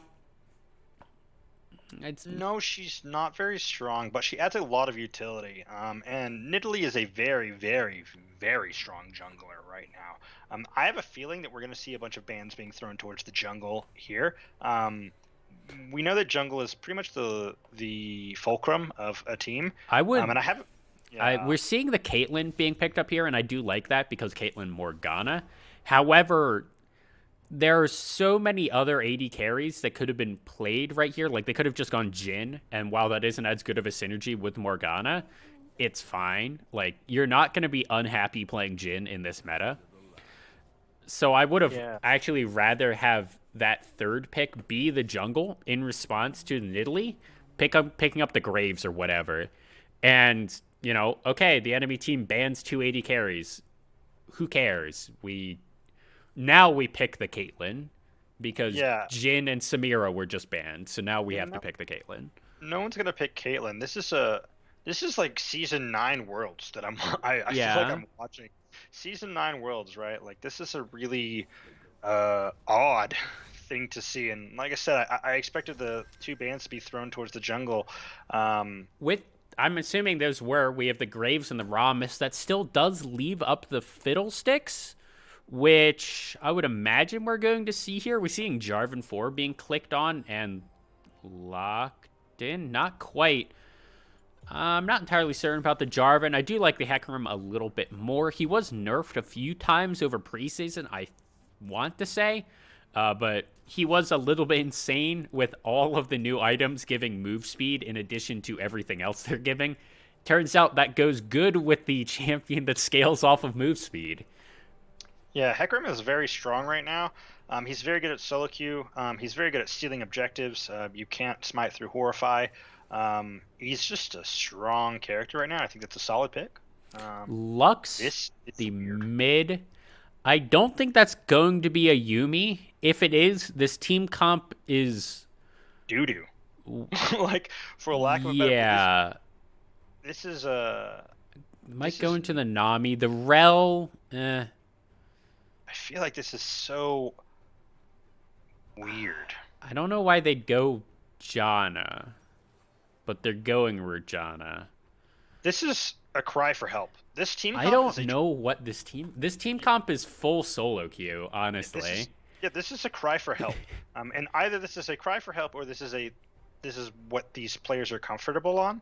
And I have a feeling that they're playing comfort versus like what they're good at normally. Yeah. Right? I mean that's never a bad thing, I'm going to say. And Pipisu going onto the Diana, I believe that's a comfort pick for him. The unfortunate thing about that is the last time we saw the Diana, it was fine. I'd say it was there. Is the polite way to say it was fine. It was there. Yeah. It didn't do extraordinarily well, but it didn't do really poorly. I mean, I feel like that's if your Diana doesn't do extremely well, and they're just there. I think that's the best that you can hope for if they didn't smash lanes. So it was all right. We'll see. The one thing about Lux is if you're playing against any assassin, if you miss your light binding, you're dead. Yeah. Just full stop. There's literally nothing you can do. And Hecarim can just run this Lux down. Like, straight run them over. So we'll have to see how this goes. I don't even like the 2v2, like Nidalee Lux versus Hecarim Diana. I'd take Hecarim Diana pretty much every single time. I'm looking for Luna Ephirma, spectate. Yeah, I think this is a game of League of Legends. Like, UNM obviously has a team comp, right? So Shen, we play Submarine Shen, we play Submarine Shen on multiple characters. Bot is extraordinarily safe. We're playing weak side bot lane. Like we're watching this, right? But on the other side, like so I would be afraid if I was Lux, but on the other side, if Lux lands a Q, then Hecarim is there. But Pat post 6, that doesn't matter. Hecarim sees you throw the Q and presses R, right? Like it's this is just a weird team comp, and I'm really hoping that they put up a fight, just because to make it interesting. But also, I think that like Nidalee does pretty well into Hecarim. I mean, I don't hate the top side of the enemy team that much Yeah, individually. Ornn, Lux, Nidalee, I think are fairly good right now. The Lux is a little weird, but it's fine. It's really the bot lane that I don't like. Almost if you switch the bot lane, if yeah, UOL Potato and Cosmic Evelyn were playing Caitlyn Morgana, I would like this draft a lot more because that's really just like a solid lane to play off of if for this Nidalee, which is really what she needs. yeah. I'm expecting Absolutely. a lot of top lane attention, honestly, from the Nidalee. You just attack the global. Shen Yeah, is relatively. Uh, a lot of top laners are hard to gank. Shen is among them, but you can do it if you outplay him. If you bait out the taunt or even the Spirit's Refuge, there's not much you can do. sure. Yeah, definitely so. And I think that like realistically, like Ashe is always going to have utility, right? Like Jaina is always going to have utility. Um, Ornn, if he gets that early lead, like we saw last game, like if Ornn gets that early lead, it can be devastating. However, But also, yeah, yeah, at the same time, Hecarim and Diana have the easiest game of their lives. Like, yes, the yeah, monsoon is available for the Janna. Who cares? They'll just go, yeah. just dive them. Um, I hope. I mean, not I hope, but I expect either this has to be like really big comfort picks, or like they've played it bot lane before. Because if this is like the god Janna, right? Like if this is one of those people who like they play Janna nonstop, then they could easily throw a wrench in UNM's. They could throw a wrench in UNM's game plan. But if not, you're there. and So their we'll name see. is Gas. I because we don't need the stream anymore, I'm gonna go jump up into shoutcasting and log out of Teams because I think it's draining my internet.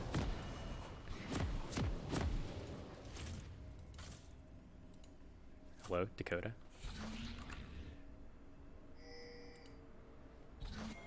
And I don't know where he went.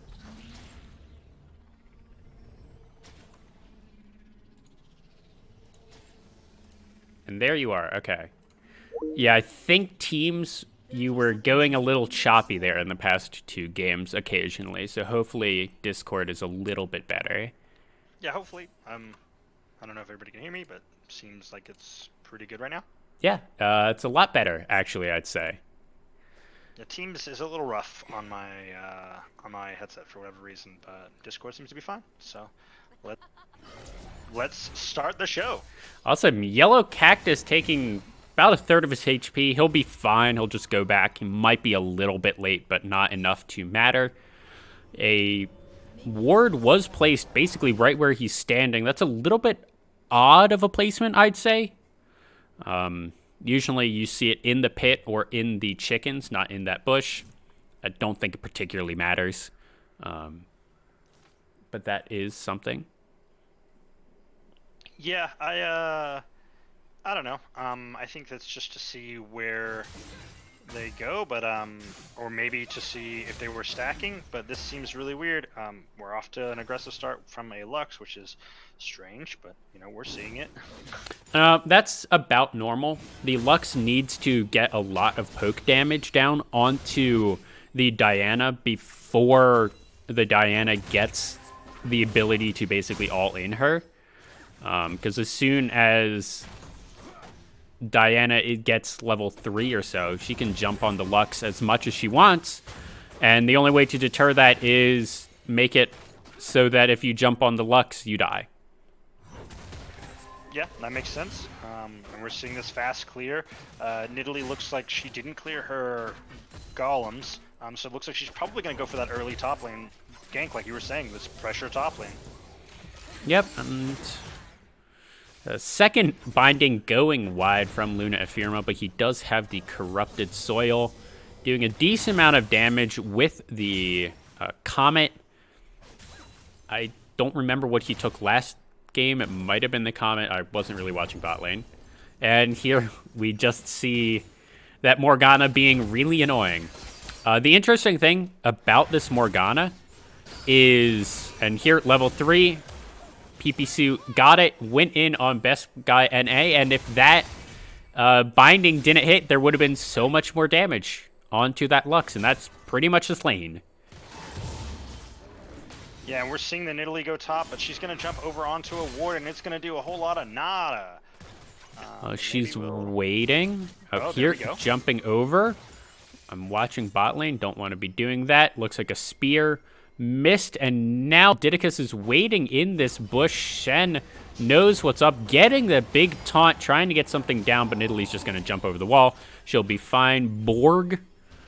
I'm going to call her Borg. Oh, that was a flash forward, and PPSU getting first blood of the game. Good roam from her. Lux is now on the way, but I don't think she really wants to be there, and she will be able to walk out. Hecarim going in a little bit.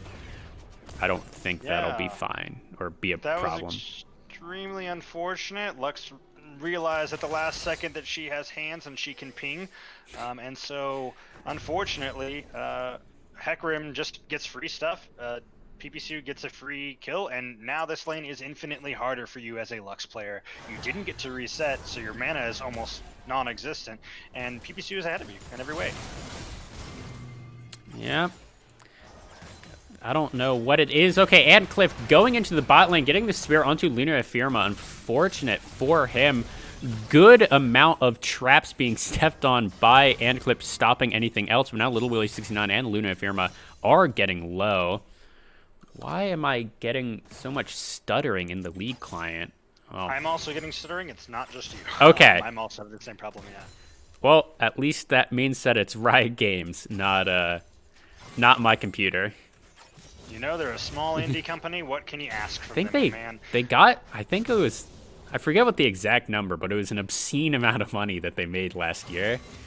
Yeah, a couple $2 billion. Wow, Luna Ephemerma flashing forward, not able to do it. Cosmic Evelyn didn't even get knocked back from that Hecarim E. I don't think either. That was that was a flash. Yeah, that was a little bit yikes. Luna Ephemerma now doesn't have the flash, walking forward, getting slowed. Yuo El Potato dodging out of that, and now going to, I don't know why he wasn't walking even farther. Cosmic Evelyn going very low, the heal coming out from Little Willie 69, and I think that binding might have stopped anything else from happening.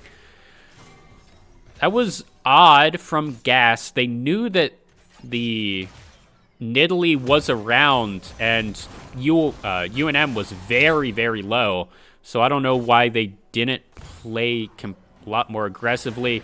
Antcliff coming in for what feels like the fourth gank of this game on the bot lane, wanting to dive, forcing the flash out of Little Willie 69 with the spear. Unfortunate, however, that Antcliff is not only leeching experience from his laners, but he's also extraordinarily far behind, so Didicus gets to go free run, and I'm sure the Didicus can go, hey, I'm going to take my top side, and then I'm also going to take your top side. So, like, with getting nothing out of that, it's so extremely unfortunate. Yeah, I don't know. I also don't really know why UNM was staying for as long as they were on such low HP. Oh, because when Little Willie 69 backed, he just bought a Noon Quiver. That's why. Probably the best back you can have at this point. Yeah. Ash should also get it back like that. And now, unfortunately, like, as I said before, like now you see that Didicus gets to go do whatever he wants to. Had to use the flash there to get the helicopter strike on the top lane, but that's fine. he's now ahead by even more, having an extra 300 gold in his pocket. Yellow Cactus gets to free farm for a little bit, and that'll most likely get the teleport out from Bjorg. Yep, and he's teleporting top. Nidalee is around, so we'll have to see if we see the repeat gank. Nidalee looking for, he's coming up, getting spotted on the board right now. Didicus is around, making his way downtown. Yellow Cactus going to die before he gets there, and that's a kill over to Ancliff. Yeah, we're seeing signs of life from Gas. It's just, I hope it's not a little bit too late. But PP Sue dodging out from that Lux Binding. That forces the flash from Best Guy NA. And that's that lane. If you missed the light binding as the Lux just did, you die. Yeah, as we said previously at the beginning of the game, like, it's just unfortunate because you picked a character that, loses the 1v1, and you don't exactly win the 2v2. So now... I mean, I guess you could argue that the Lux is a little bit better in team fights. But I don't know if that's going to matter. Yeah, because this is not a team fight comp, right? Like, you have Ornn, but Ashe isn't exactly the best team fight champion. She's a great initiator or a great peeler, but not exactly a great team fight champion. And there are plenty of people that do what Jaina does as well, or better, and in team fights right now. So this is just really, we're seeing a game in the League of Legends again. Yeah, this is an odd team comp overall. And because of that, we're seeing a 1,500 gold lead here at 8 3/4 minutes. 1 kills to 3. 1 dragon just picked up there by UNM Esports. If they get the next 3 right on spawn, they're on par for a 24-ish minute soul, which is going to be hopefully not Clown Soul again, but it might be. Yeah, we will see. It looks like the top lane's about even, about like what you would expect. So as long as Ornn stays on par for the on where he should be. Oh, there's the flash forward. PP Sue going to actually not get that. I'd say that was a KS there by Didicus using. Oh, Luna Firma just bursting down the Janna there, and that's the thing with Janna. If you get hit, you're going to die. Oh my God. Ancliff doing so much damage, basically one-shotting Little Willie 69. The ultimate coming down to save Luna Firma, and that was a 2-for-1 overall in the favor of UNM Esports, but also using the teleport, or forcing the teleport to be used from the Shen in the top side. Didicus is here going to not knock Bjorg back. That was a very good usage of the Unstoppable there on Bellows of Breath, and something we haven't even noticed is not only has PP Sue been demolishing this Lux in CS in kills, but apparently they've also been doing it in turret plating as well. Bjorg, excellent Ornn Horn, seeing that Yellow Cactus had nothing and getting the kill. And what we're going to see too is we're seeing Didicus take the Rift Child, right? Mid lane's already gone. Top lane needs to escape. Top lane has no utility right now. He has no ulti, he has no teleport. We're gonna see Didicus probably try to focus top side. His bot side's already winning. What purpose does going bot side do? Going bot side gets 2 more kills, plus you get all the turret plates. Sure, I think that what you'd want to see. If I was, it's also putting more money in the pockets of Little Willie 69 and Luna Firma is always going to be more worth than putting it into a Shen. I'm not exactly sure that I necessarily agree on that. Just based on the opponent's comp. Not generally, yes, absolutely, I would agree with you there. But I think in this case, you probably want to speed the game into team fighting, right? You want to speed because. How does Ancliff finding PP Sue here, and oh my God, that's good night. Just everything used there. The ignite went down. I don't even know if that one was necessary. And this mid laner really and here we see the top lane dance where it's both players beating the crap out of each other, but you don't actually expect either one of them to die or get a kill or anything. It's really just farming grasp stacks. Yeah, it's just it's a game of wet noodle fight. We're hitting each other with pool noodles, and now we see the Lux is going to die once again. PPC will kill him instantly. Oh no, the light binding missing, and Pipisu on a rampage. 4-0 and 1, and there we see the Rift Herald being used in the bot lane. Hopefully UNM can get that second, whatever it's called, turret plating down, and that was almost all of it. Didicus forced to flash out of that enchanted crystal arrow. This might be a dead UOL potato. So no good Monsoon. Yellow Cactus making his way down here as well.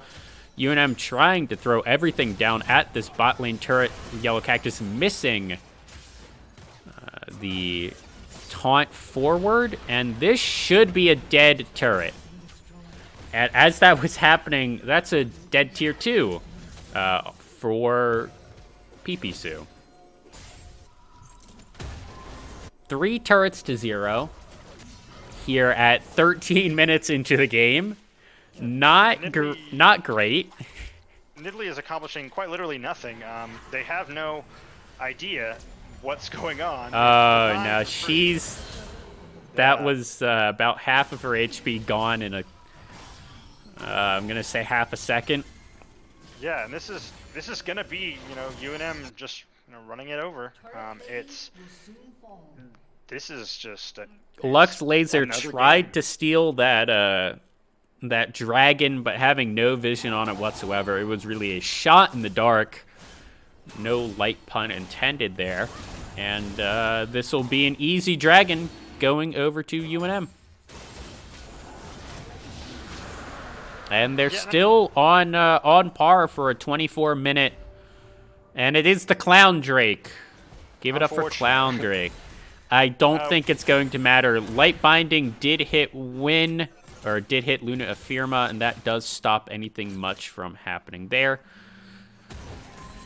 Yeah, I think the gas is like, what should be on their mind now is that they should be trying to accelerate themselves into team fighting. I know that like Ornn wants to probably sit top and like farm and hold his advantage, and he's doing so. Like you see him freezing the lane. It almost looks like they're trying to play to just go, hey Ornn, carry us please, and that can happen. Unfortunately, like you can do that if the Ornn was 1-1-1, and then maybe if the Lux was like 0-1-0 and only lost 1 turret. Maybe the Ornn can do something, but unfortunately for Gas, the Lux is 0-3-0, is in the process of losing 3 turrets for the team, because Gas has no idea how to respond to this Diana, and they seem to just be not, frankly. That's... Yeah, it looks like Gas just, they're on empty right now. And they have no solutions. I don't know. They're sending 3 people top, despite there's now a Diana at the inhib turret at 15 minutes. Yeah, like why? This is horrible decision making. Just send the... Okay, Luna Affirma tanking up the enchanted crystal arrow. I think he's going to be okay. Oh no, he is not getting sniped out. I think that's what this team comp wanted to do. Kind of poke people down. Lux Laser coming out. Pipisu forcing the flash. And he's going to take a few turret shots on the way out, but he'll be okay. Yeah, and this is like Ashe is gaining nothing here. They're holding the top tower. This is great, but what purpose does this serve? Like, this is one outer turret. Come down, kill this Diana, make an absurd amount of gold, and be on with your way. Like, well, even just like put. Okay, Horn coming down. Yellow Cactus getting an excellent taunt onto the Ornn, making sure he isn't able to hit the second part of his Little Willie 69, getting the exhaust put onto him, going into the laser, not actually quite getting 1 kill, and Cliff not going to die there. Bjorg did die, and now forcing the flash out of UOL Potato was Yellow Cactus, and Cliff getting low again, but dealing a decent amount of healing to himself. Yeah, and this turret. And while this is happening, this turret in the bot, like what they should have done is just send Ornn to fight the Diana. The Diana might win that eventually, but like This is You not the very Diana good. the Diana can't assassinate the Ornn like she just deleted that Janna. Yeah, this is Like if she goes into the Ornn says, "Cool, you're now in auto attack range. I'm gonna auto attack." and like no, obviously no, like not to say anything, like no flack on UNM esports, but this is not them winning necessarily. No. This is 100% gas. I mean, this is them Losing. winning. They got the counter pick on from the Diana onto that Lux. That was a pretty Yeah. decent dive there. Sure, yeah. I'm gonna wonder why the Ashe was there. I'm thinking that this entire team might be tilted as hell right now. Yeah, or they might just be Phil, you know, like maybe everybody's Phil, but like this is another game of League of Legends, right? Like, Yeah. this is not the competition that we saw yesterday, you know, and this is not what you would expect. They are just, you know, PPSU and Didicus are they're just destroying, and you know, bot lane played safe. They, you know, played their lane really well, and just win. UNM did finally get that outer turret. It almost would have been better, I think, to use that Rift Herald on like the inhibitor. mid or just bot and just take the inhib, or just mid and crack open that inhib turret. Yeah.